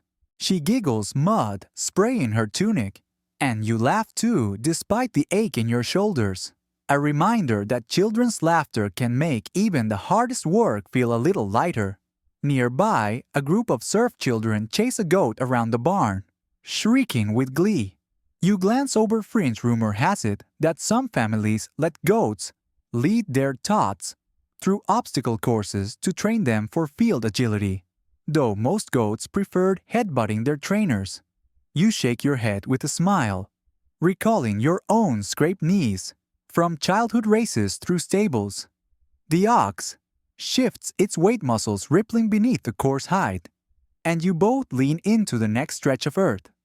Sweat beads at your daughter's brow, her breath quickening. You pause to offer her a sip of pond water. She grimaces but drinks without protest, her small victory for the day. A mainstream fact, waterborne diseases were rampant, but peasants rarely boiled water unless forced by desperate fevers. Historians still argue whether health risks ever outweighed the labor saved by skipping the boil. You guide the plow again, instructing steady, now that's it. The blade slices through tangled roots, turning earth-like pages in a book. You point out seeds buried beneath that soil, next season's promise, buried beneath toil. See those stones, you ask? We'll clear them later. She nods, eyes bright with curiosity, teaching the land to yield, teaching hope to grow side by side. 3 light jokes bubble up. Congratulations, you're hosting the world's muddiest parent-child workshop. Next week's bonus includes spontaneous tickle fights. And hey, at least cleanup requires only a single bucket of water. You grin, wiping your daughter's cheek with your tunic and end up covered in more dirt yourself. You recall a mainstream belief passing down farming skills to children ensured the estate's survival and the family's modest status. Historians still debate whether that tradition limited social mobility or simply preserved essential knowledge in a world where books were scarce. You wonder if your daughter will ever trade plowshares for parchment, but for now her hands need calluses more than ink stains. A sudden call from a crow perched on a fence startles you both. You recall the quirky notion that crows signaled imminent rain and sometimes plague, though most villagers plowed regardless of omen. You both duck, then laugh at your shared jump. The field seems less daunting with 2 of you against it. An hour passes in a steady rhythm. Plow, pause, sip, laugh, repeat. Your daughter's stride grows surer. Her back straightens. You sense pride blooming as vividly as the wildflowers on the hedgerow. You think of modern drills teaching leadership and teamwork, yet here in the medieval dawn, you're learning both in furrows deep. Your neighbor Brenna passes by tipping her hat. She calls out, first time at the plow. You nod, chest swelling with quiet triumph. Brenna grins, eyes crinkling. She'll be out plowing you by summer. You hope so, you know skill equals fewer hardships. You press a thumb into the plow's wooden handle, feeling the grain and the tool's smooth memory of generations past. You remind yourself that every line you carve into the earth shapes tomorrow's bread. Fringe enough, you think that lineage is as real as the furrow stretching before you. Mid-morning arrives, and the manor bell tolls for the next round of corvée labor. You guide your daughter back toward the hut, patting her head as she hops over a muddy patch. She grins, muddy tunic and all, and you call out, "Not bad for your first day in the field, lass." She beams with pride, her first lesson learned in sweat and soil. You scoop her into your arms, and she wraps her legs around your waist, giggling. 3 light jokes flood your mind. Congratulations, you're now a medieval piggyback taxi. Next route includes the mill's mouth-watering fumes. And hey, the fare is due in ox-pulled smiles. As you carry her home, you glimpse a future where she might choose a different path. But for now, you carry more than your daughter, you carry hope, sown into every seed, buried beneath the plow. You step into your dimly lit cottage workshop, sunburn peeling across your cheeks, and probably won't forget the sting before the next harvest festival. Today's task: cottage crafts your meager attempt at earning a bit of extra grain or a scrap of cloth. You spread out a heap of coarse nettle fibers on your workbench. A mainstream fact: medieval peasants turn nettles into rough linen-like fabric, using beaten stalks in place of flax when supplies ran low. Historians still argue whether nettle cloth rivaled true linen in durability, or if it was merely a desperate substitute used only by the poorest of the poor. You tug at the fibrous strand, marveling at its surprising strength, despite its scratchy reputation. Your fingers fumble as you begin weaving on a simple frame loom, carved from scavenged wood. You remember fringed tales that some serfs added crushed beetles to dye nettlecloth, a ruddy hue prized for its earthy tones, though most villagers stuck to undyed gray or greenish splotches that made everyone look perpetually mossy. You hum a half-remembered ditty about mossy frocks and hope no one asks how you managed to attract the beetles. 3 light jokes skip through your mind. Congratulations, you're launching the first medieval eco-fashion line. Next week's trend features cow patty boots. And hey, moss green is the new black, just ask any traveling monk. Despite your humor, your hands tug and pull at tangled fibers. Each knot a reminder that crafting is as unforgiving as the fields. You switch tasks to mend a torn breech seam. You thread a needle with coarse linen thread, surely a mainstream fact that peasants made basic clothing repairs themselves since tailor services cost more than a small sheep. Historians still argue whether itinerant tailors ever reached remote manners, or if most serfs simply patched garments until they fell apart entirely. You poke the needle through faded wool. Tug it free and repeat your stitching is uneven but serviceable. Your brow slicks with sweat despite the cool smoke haze. You pause, glancing at a small pile of cow dung patties drying by the hearth. Fringe knowledge warns that smearing cow dung on sunburned skin offered relief. The dung's moisture supposedly cooled flesh, and the ammonia soothed itch. You wince but decide to try it. You crumble a patty between your palms, the pungent aroma assaulting your senses, and gently rub the damp paste across your reddened nose and cheeks. The sensation is odd, warm, then cool, like a fitful breeze through a dung-scented haze. You cough to clear the stink, but the itch indeed subsides. A mainstream fact medieval home remedies often use animal byproducts for medicinal purposes, from bleaching to salves made of rendered fat. Historians still argue whether any of these treatments genuinely healed wounds or simply prolonged discomfort under the guise of folk medicine. You flick a glance at your reflection in the soot-darkened window. You resemble a creature of mud rather than a human, but your cheeks no longer burn like embers. 3 light jokes bubble up despite the odor. Congratulations, you're the latest contestant on Dung DIY. Next episode features cow patty potpourri. And hey, who needs scented candles when you have bovine bliss? You laugh, then cough again, realizing the jokes may be more toxic than the dung. You wipe your hands on a rag, then return to the loom. The nettle fibers stubbornly resist your pattern 1 row over 2 under, then 2 over 1. Your daughter once called your weaving modern art abstract and unnecessary. Yet this crude fabric might clothe your family through autumn chills. You tug a stubborn strand free and realign your warp threads, determined not to let a few knots defeat you. A neighbor's cat slinks in, drawn by the low glow of your hearth. You offer a corner of nettlecloth, and it prances away, tail flicking with approval or betrayal. Fringe belief held that cats could sniff out cursed fabrics, but this one simply finds the nettle softer than you'd expect. You pause to scratch behind its ears, enjoying the brief company before it darts off to hunt mice in the straw. You lift the half-finished cloth and examine it, a rough square of interlaced fibers, uneven edges, fraying like a poorly tended field. Yet it's a start.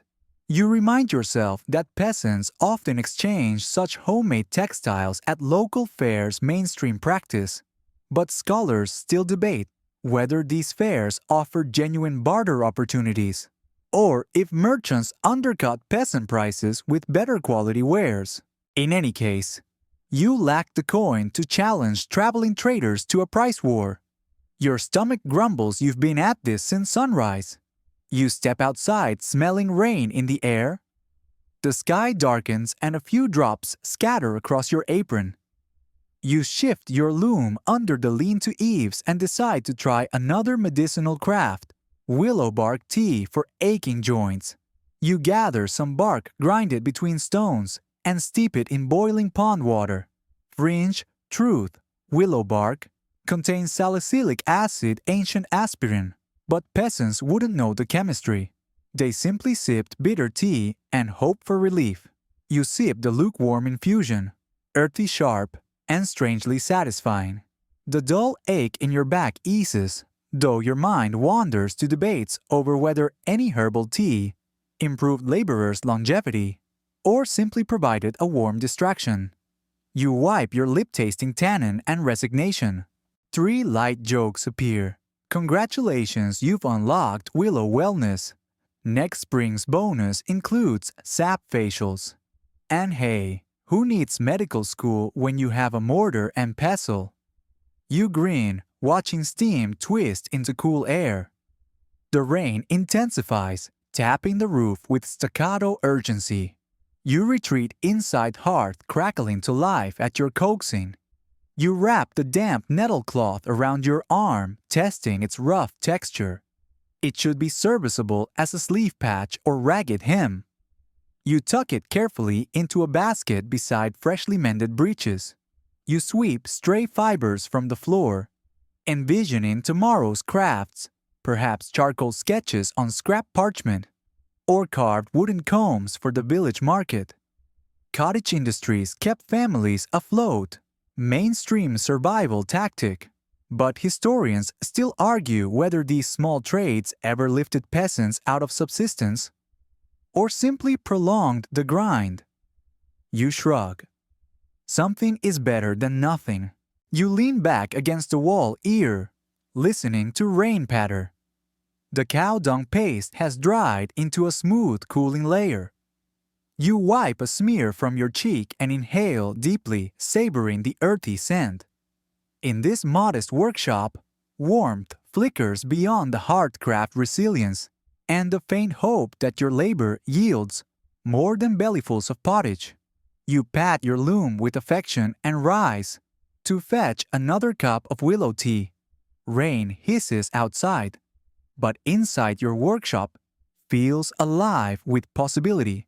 However rough, however dung-scented, you remind yourself that even the lowliest crafts carry a spark of dignity, a woven fiber, a mended seam, a remedy born of necessity. You settle by the fire with your tea, weaving a final loop into the nettlecloth. Your hands ache, but your spirit hums with quiet triumph. You'll face the fields tomorrow, sun-kissed or dung-kissed, and carry on. Because cottage crafts may not stave off famine or free you from serfdom, they stitch small victories into your life's ragged tapestry. You shoulder your wicker basket and trudge toward the market square, the stench of livestock, spilled ale, and rotting produce, greeting you like an overzealous relative. You probably won't make much profit today, but every coin counts when hunger lurks at your door. The market bustles with activity. Merchants hawk bolts of dyed cloth, bakers display golden loaves, and wandering minstrels strum lutes for tips. A mainstream fact, medieval market days were held weekly or bi-weekly, drawing peasants, craftsmen, and travelers alike to trade, goods, and gossip. Historians still argue whether these markets foster genuine economic mobility for serfs or merely reinforce existing hierarchies. You set your basket on the uneven cobblestones and arrange your wares, a pile of blotchy turnips, a few misshapen carrots, and a pouch of dried herbs. You recall a quirky tidbit that some vendors strung onion garlands around their stalls to repel pests, and perhaps unsuspecting customers believing the pungent aroma kept rats and fleas at bay. You glance at your turnips, wishing you'd thought to add garlic cloves for extra flair. Three light jokes flicker through your mind. Congratulations, you've just opened the world's first biohazard vegetable stand. Next week's special includes rat-flavored seasoning. And hey, nothing says farm fresh like a sight of crusty rat footprints. You force a grin as a passing dog sniffs the basket tails, wagging with dubious interest. You call out to a passing peasant from a nearby village.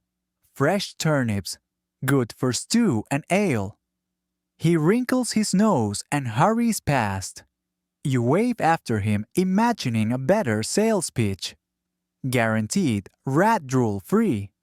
But alas, no coin jingles in your pouch.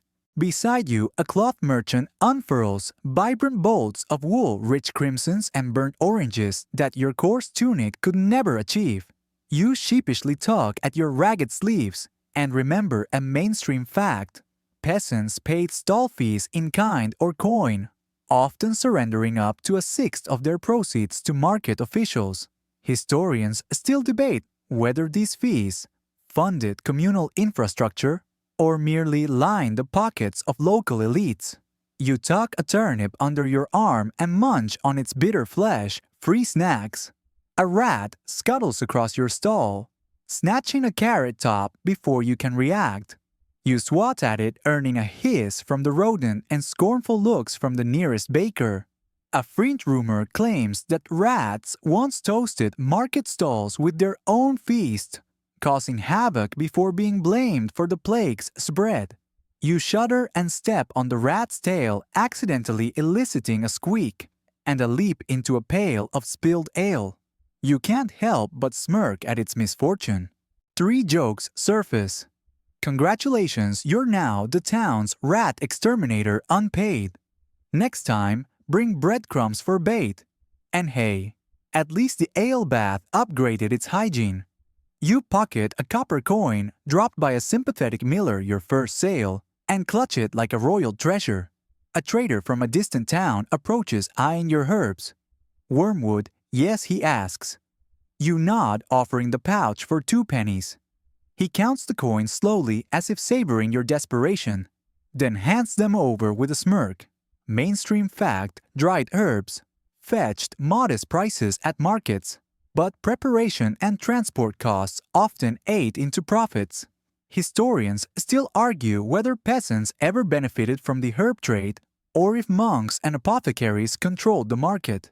You tuck the pennies into your belt and whisper thanks to any saint in earshot. The sky darkens with looming clouds and a breeze carries distant thunder. You straighten your back and call louder, hoping to attract passing buyers. A noble's retinue rides through the square, a cavalcade of polished armor and prancing mounts.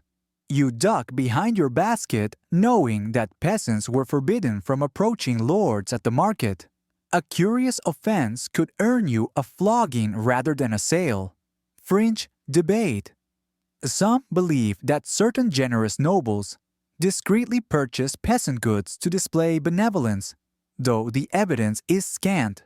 You watch as a mounted knight tosses a few coins to a beggar, then gallops past. You envy the beggar's windblown cloak and random generosity, anything to get by. Three light jokes ripple through your mind. Congratulations, you've joined the parade of the underfunded. The next market will include jousting for coins. And hey, at least you're not the one holding a spear. A group of children races through the stalls, screeching with laughter as they snatch loose carrots and bite into them on the run.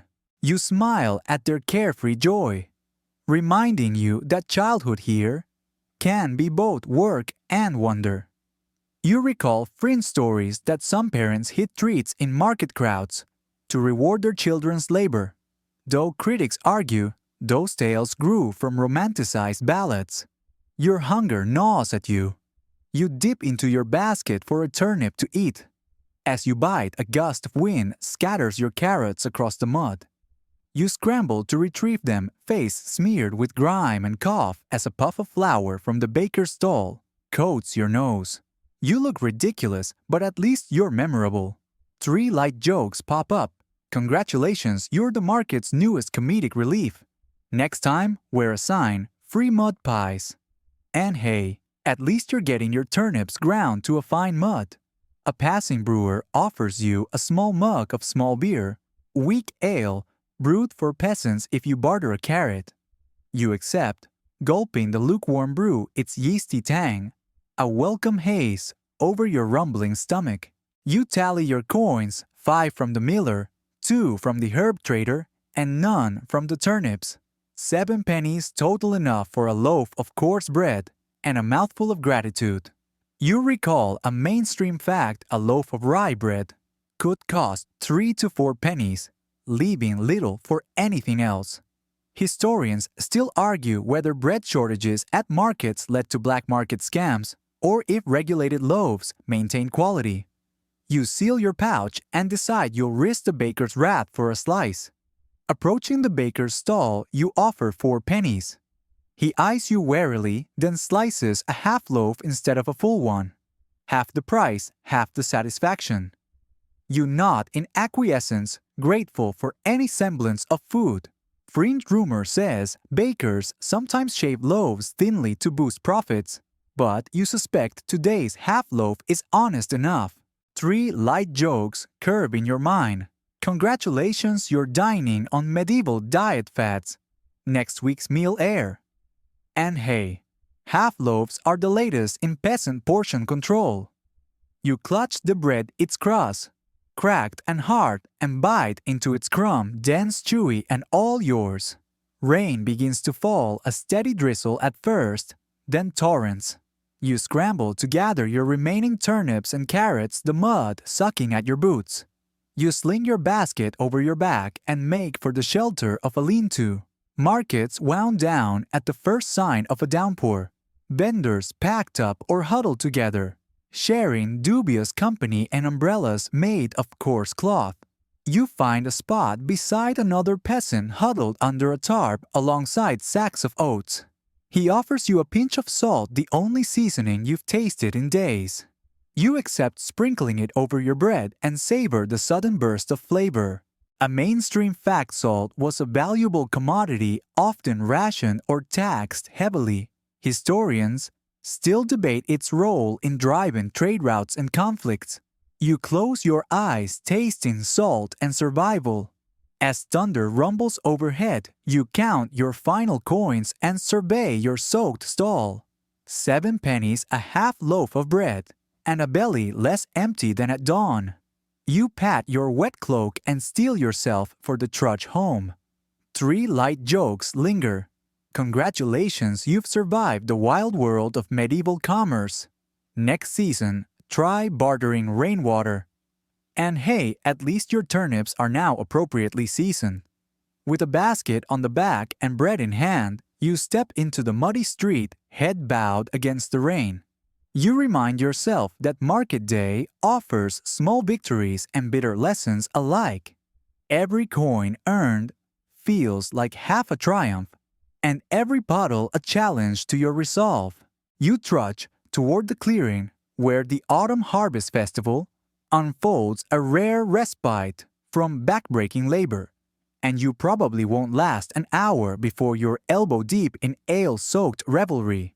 A blaze of torches encircles rough-hewn tables, groaning under rustic fare, roasted pork barley bread, and piping hot mead. A mainstream fact: harvest festivals mark the end of the agricultural year, often coinciding with Michaelmas on September 29th, when tenants settled rents and dues in full. Historians still argue whether these celebrations preserved genuine peasant traditions or were later formalized by manorial lords to assert control. You weave between dancing couples, their feet stomping to the hurdy-gurdy's droning chords. You join in for a moment, your tunic catching on a fellow's belt buckle, as laughter echoes beneath colorful pennants. A quirky tidbit whispers that some villagers tied onion and garlic garlands around dancers' waists to ward off bad harvest spirits, leading to more garlic breath than ghost banishment. 3 light jokes spin through your mind. Congratulations, you've just auditioned for medieval Dancing with the Stars. Next week's specialty, footless folk reels. And hey, at least no one's judging your two left feet shuffle. You grab a wooden tankard filled with frothy ale. A third of today's tankards probably brewed from turnip mash and gulp, deeply letting the bitter liquid chase away farmland weariness. Fringe rumor suggests farmers tossed crab apples into fermentation barrels to add zip, but most batches tasted like fermented regrets. You lick froth from your lips and decide that regrets have a certain charm when shared. A troop of masked mummers parades through the torches enacting a mock harvest riot pitchforks, brandish stomps and jeers, then peace restored by a benevolent lord. You watch amused until you catch yourself wondering if this satire ever fueled real uprisings. Historians still debate whether mumming traditions contained coded dissent or simply entertained landlords and serfs alike. You wander to the larder stall where salted herring and smoked cheese sit invitingly. You barter 2 pennies and a carrot for a hunk of cheese, your hands shaking with anticipation. A mainstream fact, salted fish was a staple at festivals because it kept longer than fresh fare, ensuring village tables stayed stocked. Historians still argue whether salt, most tides, favored fish over meat in coastal regions, or if inland communities improvised with cured meats. You layer cheese on a bread slice, offering half to your companion, a stray dog with matted fur you've named Mudfoot. It wags its tail in gratitude crumbs, falling into the mud like tiny golden coins. A quirky tidbit, chimes peasants sometimes taught dogs to fetch loaf scraps, then train them to bury extra at home as a primitive pantry. You pat Mudfoot's head and pocket the remaining slice. The bonfire crackles, sending sparks to drift against the star-flecked sky. You lean your back against a tree, savoring the warmth. A minstrel approaches with a fiddle, drawing bows across strings to summon a tune called the Plowman's Lament. You hum along thinking of your daughter's first plow lesson back in the field, a callback that warms your heart more than this fire ever could. 3 light jokes flicker. Congratulations, you're now a featured performer in the lament. Next act, the grumbling grains. And hey, at least you're unpaid talent with no expenses. You step to the ale barrel for another draw when you overhear 2 elders debating the season's yield. One swears a drought last spring ruined half the oats. The other insists that early floods washed away more than topsoil. Fringe enough historians still argue whether climate shifts in the 14th century stemmed from volcanic eruptions or divine displeasure recorded in monastic chronicles. As you sip, you taste smoked cheese mingling with ale, an oddly delightful pairing. You nibble thoughtfully considering the elders' quarrel about fallow rotations versus manure efficiency. You recall that 3-field crop rotation improved yields, mainstream innovation, credited to medieval agronomists, yet debate persists whether peasants widely adopted it before the 12th century, or if it spread slowly through monastic estates. You take a deep breath, filling your lungs with smoke song and camaraderie. For a moment, the weight of serfdom lifts, chained only by laughter and shared harvest bounty. A quirky rumor whispers that peasants sometimes swap shoes mid-dance to trick the devil into dancing with mismatched pairs. You glance at your worn boots, grateful they match, then wonder if the devil's out there craving a dance partner. 3 light jokes drift congratulations you've invented medieval footwear therapy. Next session includes mixed boot mixers. And hey, if the devil shows up, tell him to bring his shoes. Outside the circle, the steward appears to call dancers inward to settle next season's dues and assign winter tasks. The music falters and laughter dims. You sense the transient nature of festival joy and oasis before the desert of winter's work. Historians still debate Whether festivals served as genuine folk rituals or as tools of social control to remind peasants of obligations amid revelry, you finish your ale not to Mudfoot and join the small throng at the manor steps. A yellow lantern casts flickering light on tally boards where names and oath days are marked. You glance at your 6 days of fence repair, 3 of haystacking and 1 of grave digging for plague victims. Your chest tightens but you lift your chin. You fulfilled festival mirth for now. 3 light jokes surface. Congratulations, you're on the roster for winter's chore marathon. Next jump, the miser's ledger. And hey, at least there's no entry for rest. You bow to the steward, accept your winter assignments, and step away. The festival's music swells again, a final refrain before the night ends. You pause, imprinting the crackling fire and scent of roasted pork in your memory. This fleeting joy you promise yourself will carry you through frost and frostbitten mornings. The rain of embers settles on your cloak. You scoop Mudfoot into your arms, his warmth a balm against autumn's chill. You head down the lane, festival torches fading behind you toward home where chores await. Dawn arrives with the low murmur of hushed conversations in the village square. Tonight's embers are still warm in your bones. But today's spark is rebellion. You probably won't survive this revolt unscathed. But desperate times breed desperate plans. You slip through the mist toward the rickety meeting hall, a vacant cottage flanked by hedges. Inside, fellow peasants gather by torchlight voices low.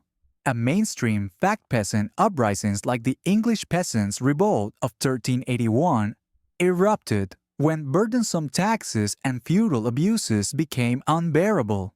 Historians still argue whether such revolts genuinely aimed for systemic change or merely sought temporary relief from immediate hardships.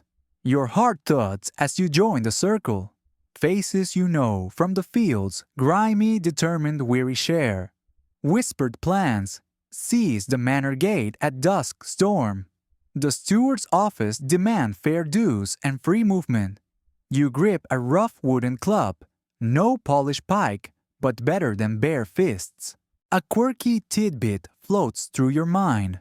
Some revolters painted their faces with ash to appear like specters of retribution, though most ended up covered in soot and tears. 3 light jokes flicker to steady your nerves. Congratulations, you're now starring in Pitchforks of Fury. Next season's lineup includes chasing bailiffs with brooms. And hey, if this fails, Plan B, polite letter writing campaign. Outside the steward's recruits patrol, stooped sergeants more accustomed to counting dues than quelling unrest. You watch as old Brenna steps forward addressing the group.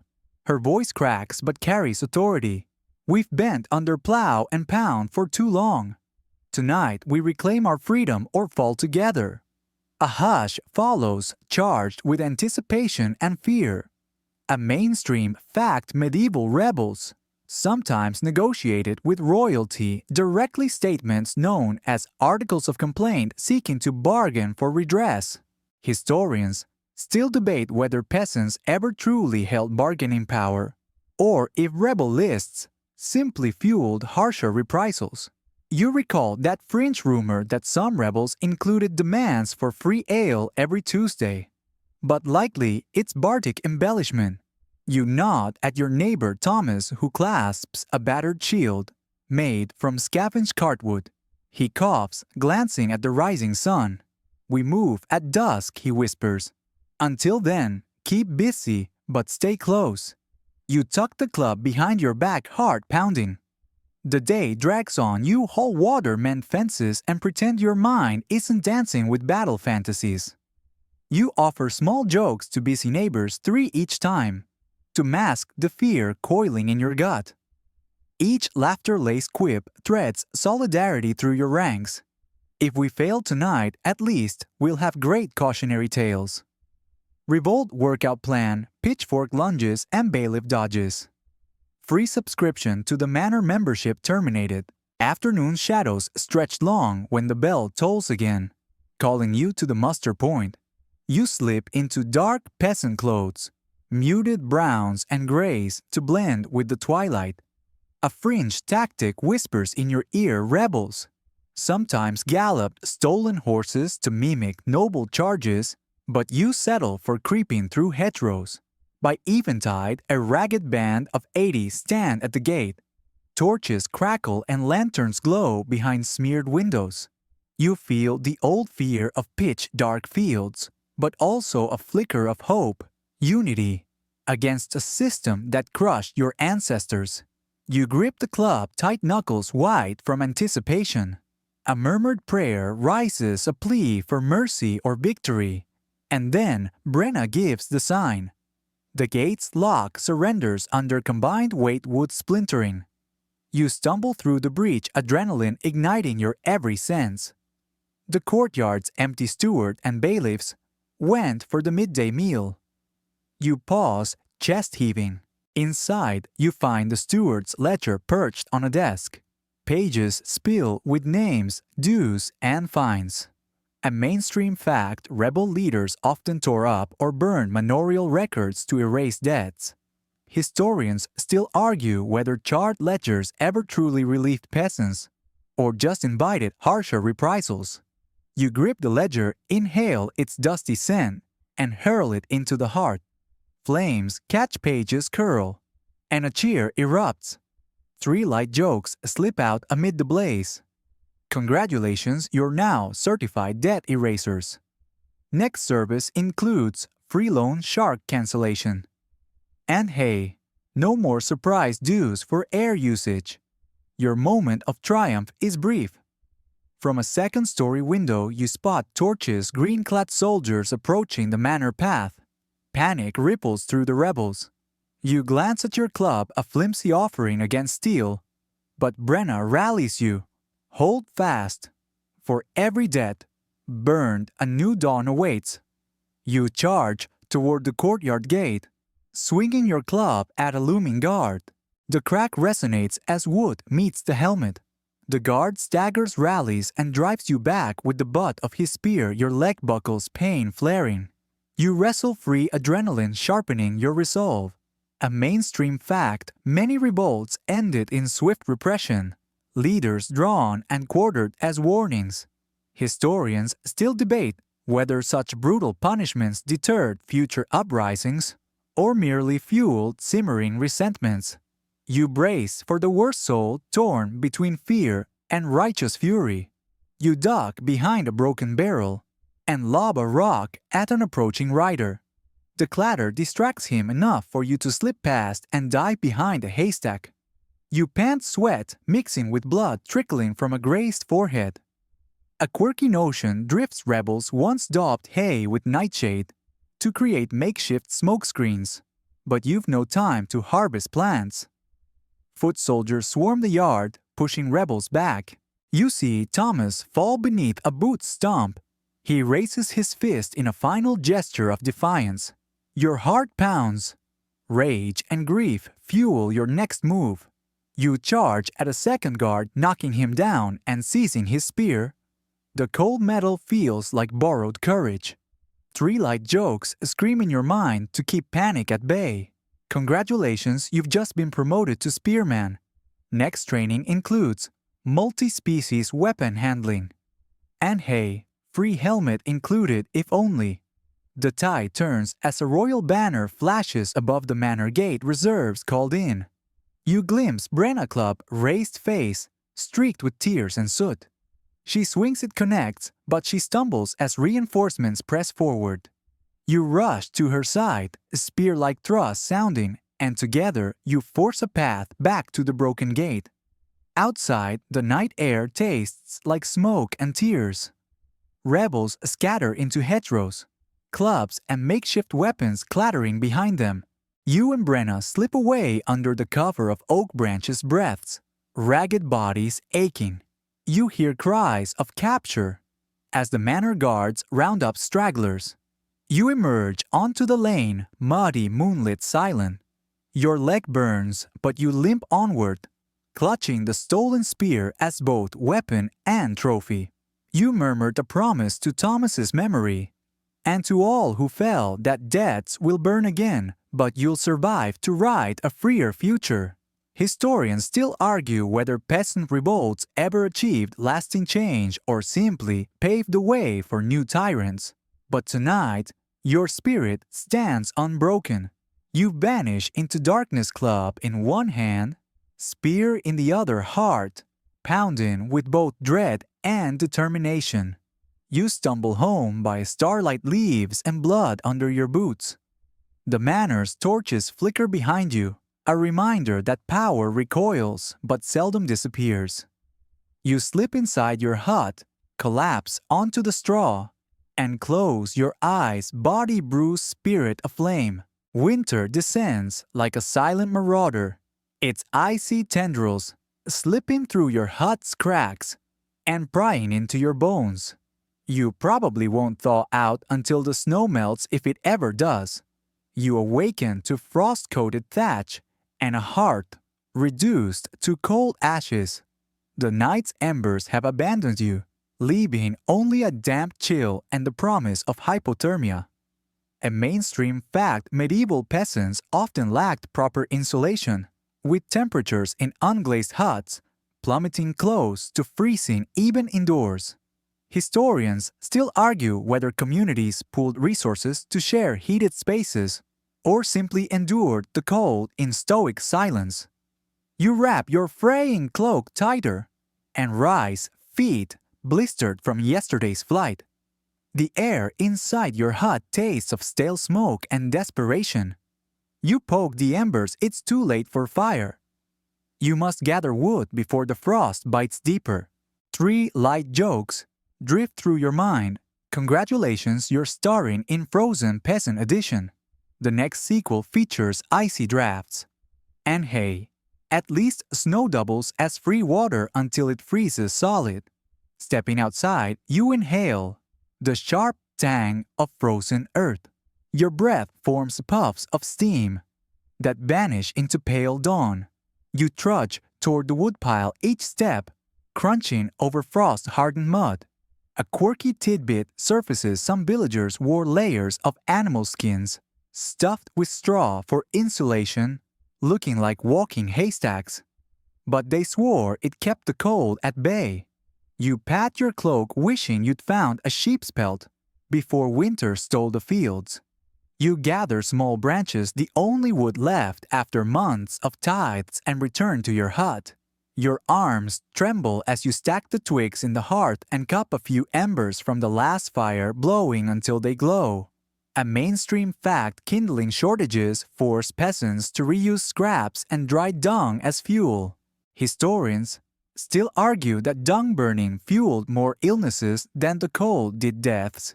You toss a cow patty into the flames and wince as acrid smoke curls up, stinging your eyes. With fire flickering, you warm your hands and consider today's tasks: mending clothing, repairing tools, and hauling bone-chilling water from the well. Each chore a battle against numbness.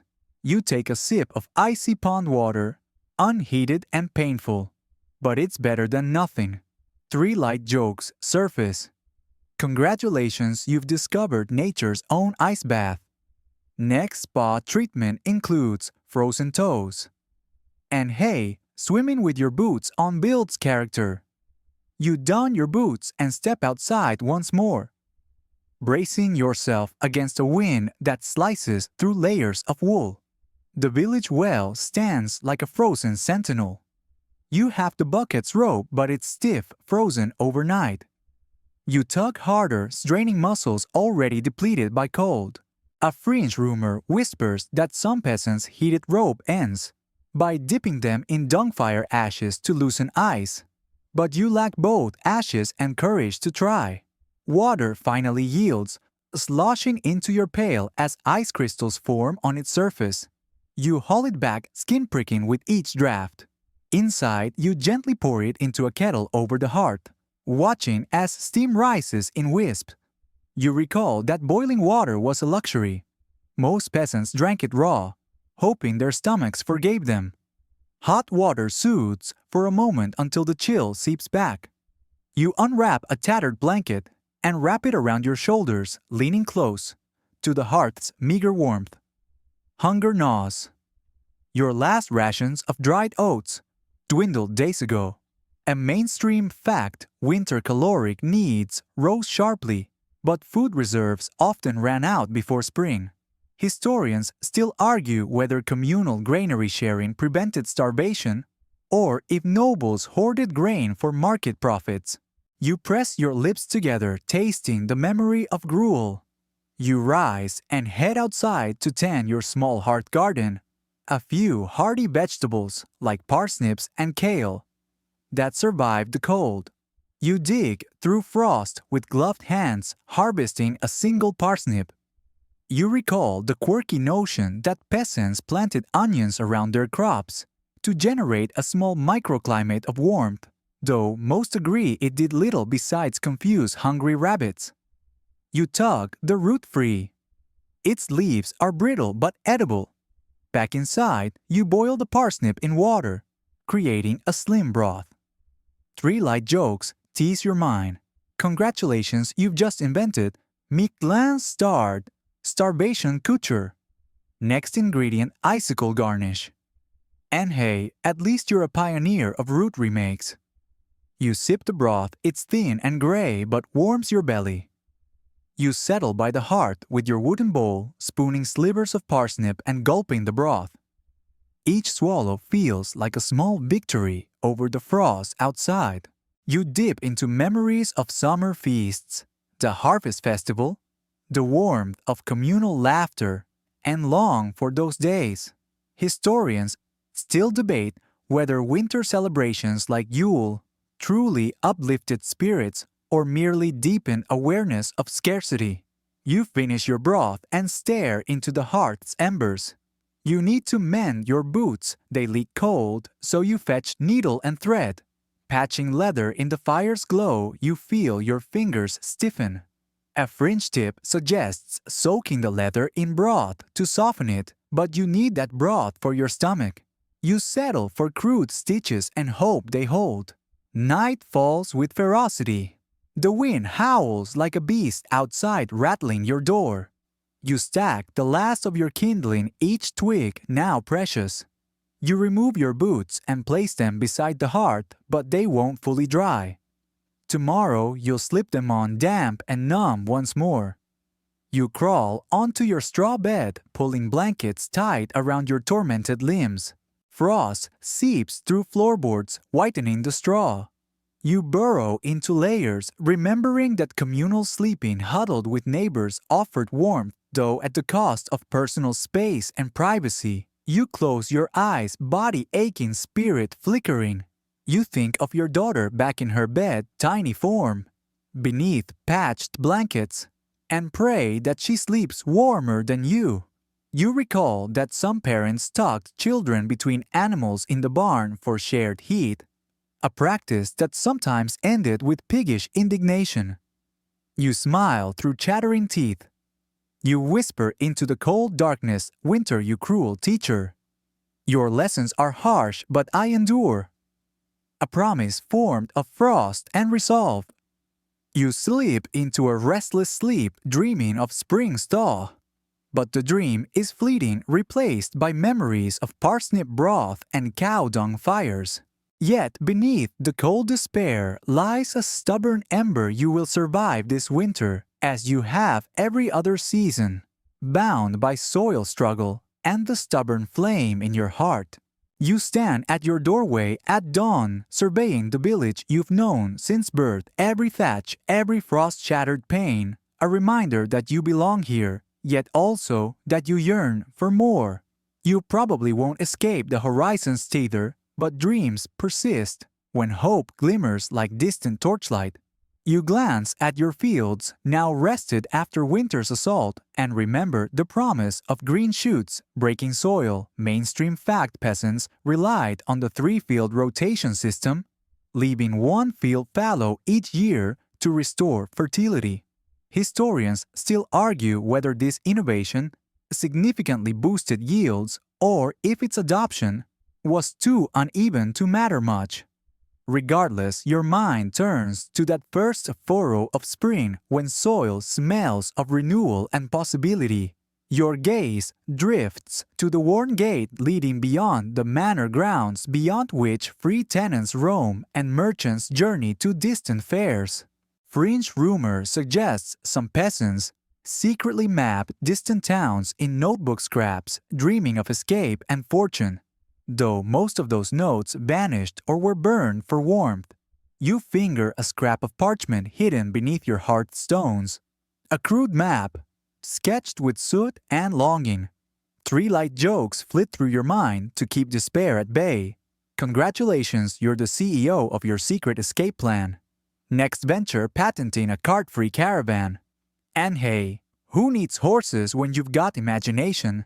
You gather your few possessions. A carved wooden spoon, a length of twine, a handful of coins earned at the market, and tuck them into a sack. Each item feels heavier than it should, laden with dreams and doubts. You hoist the sack over your shoulder, feeling its weight settle between hope and fear. A mainstream fact, while serfdom legally bound peasants, some manage to buy their freedom by saving a coin or by marrying into free families. Historians still debate how common manumission truly was and whether it offered genuine social mobility or simply shuffled peasants between estates. You swallow considering whether your meager pennies could ever purchase true liberty. You step outside and breathe deep tasting earthy promise on the breeze. The village stirs, cockerels, crow smoke curls from chimneys, oxen low in distant pens. Your family still sleeps their dreams safe behind fragile walls. You wonder if you should wake them for this journey, or let them rest until fate demands action. A quirky tidbit surfaces some runaway peasants left behind knitted tokens, little straw figures, meant to bring luck to those left behind, though most found them creepy talismans. You pocket your token, a knotted string your daughter wove in secret. 3 light jokes flicker. Congratulations, you're now a traveling artisan of hope. Next, stop the open road. And hey, at least you're not carrying turnips today. You take a final look at the manor's silhouette against the dawn sky. Its towers are both cages and landmarks. You recall the faces of neighbors who plotted with you last eve. Some vanished in flight, others caught or slain, defending their freedom. Historians still argue whether peasant exoduses ever formed cohesive communities beyond borders or if they scattered like seeds on the wind. You press your lips together, resolve to tighten like a noose you refuse to wear. You start down the village lane, every step an act of defiance, every breath a vow to see beyond mud and taxes. The path forks near the old yew tree left, leads deeper into serfdom's domain, right toward the woodland trails used by wandering peddlers. You pause, heart hammering. You choose right. A scent of pine and damp earth welcomes you as you cross the threshold into unknown territory. Your mind races. Will you find work? Will you find food? Will your family follow? The mainstream belief held that wandering is a sin and crime. Historians still argue whether medieval communities truly hunted down vagrants or tolerated seasonal travelers aiding harvests. You tighten your grip on your sack, stepping forward with cautious optimism. 3 light jokes buoy your spirit. Congratulations, you're officially a wandering bumpkin. Next profession, professional daydreamer. And hey, maps may lead you astray, but dreams never will. The woodland path narrows shadows dancing in dawn's light. You pause at a fork marked by a carved post, an old marker for travelers to local shrines. You touch the weathered wood and whisper a prayer for guidance and courage. Fringe legend says these posts once whispered directions to lost souls, but most carved arrows point only to confusion. You laugh softly, trusting your heart over shabby signs. With a final glance back toward the village, you step forward, leaving footprints in soft soil. Each step carries burdens and blessings, family memory, desire. The path's curve obscures the manor's spires. You inhale deeply, envisioning open fields, bustling towns, and maybe, just maybe, a life unshackled. You walk on the dawn, growing brighter, and carry with you everything you have. Calloused hands, tired bones, unwavering will, and a spark of hope that despite serfdom's chains, your spirit remains free. The forest's hush wraps around you like a grandmother's shawl, gentle and encompassing. Each footfall on moss-padded earth becomes a whispered lullaby.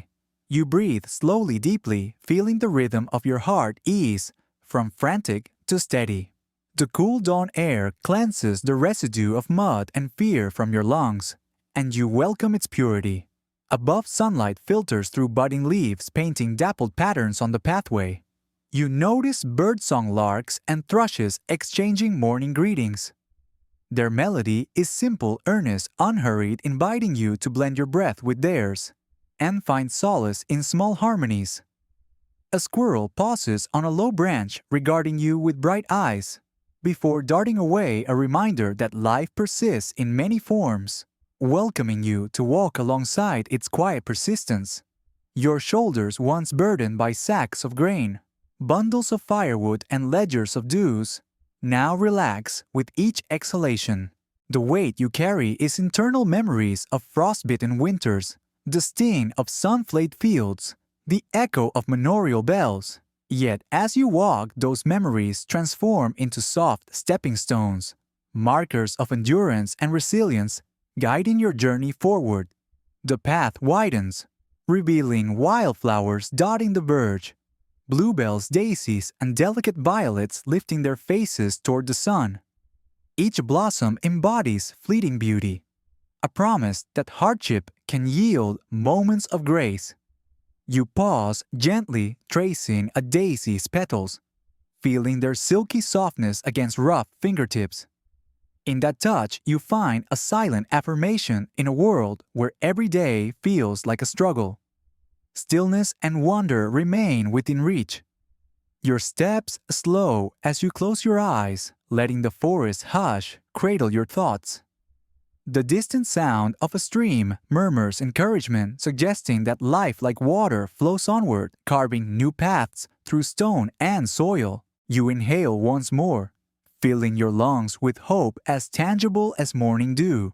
As the forest path bends out of view, you carry with you its gentle teachings. Breathe deeply, notice beauty, and let the past strengthen rather than shackle you.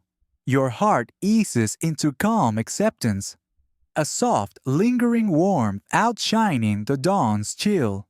Step by step, you continue cocooned in nature's lullaby, ready to embrace whatever awaits beyond the next curve.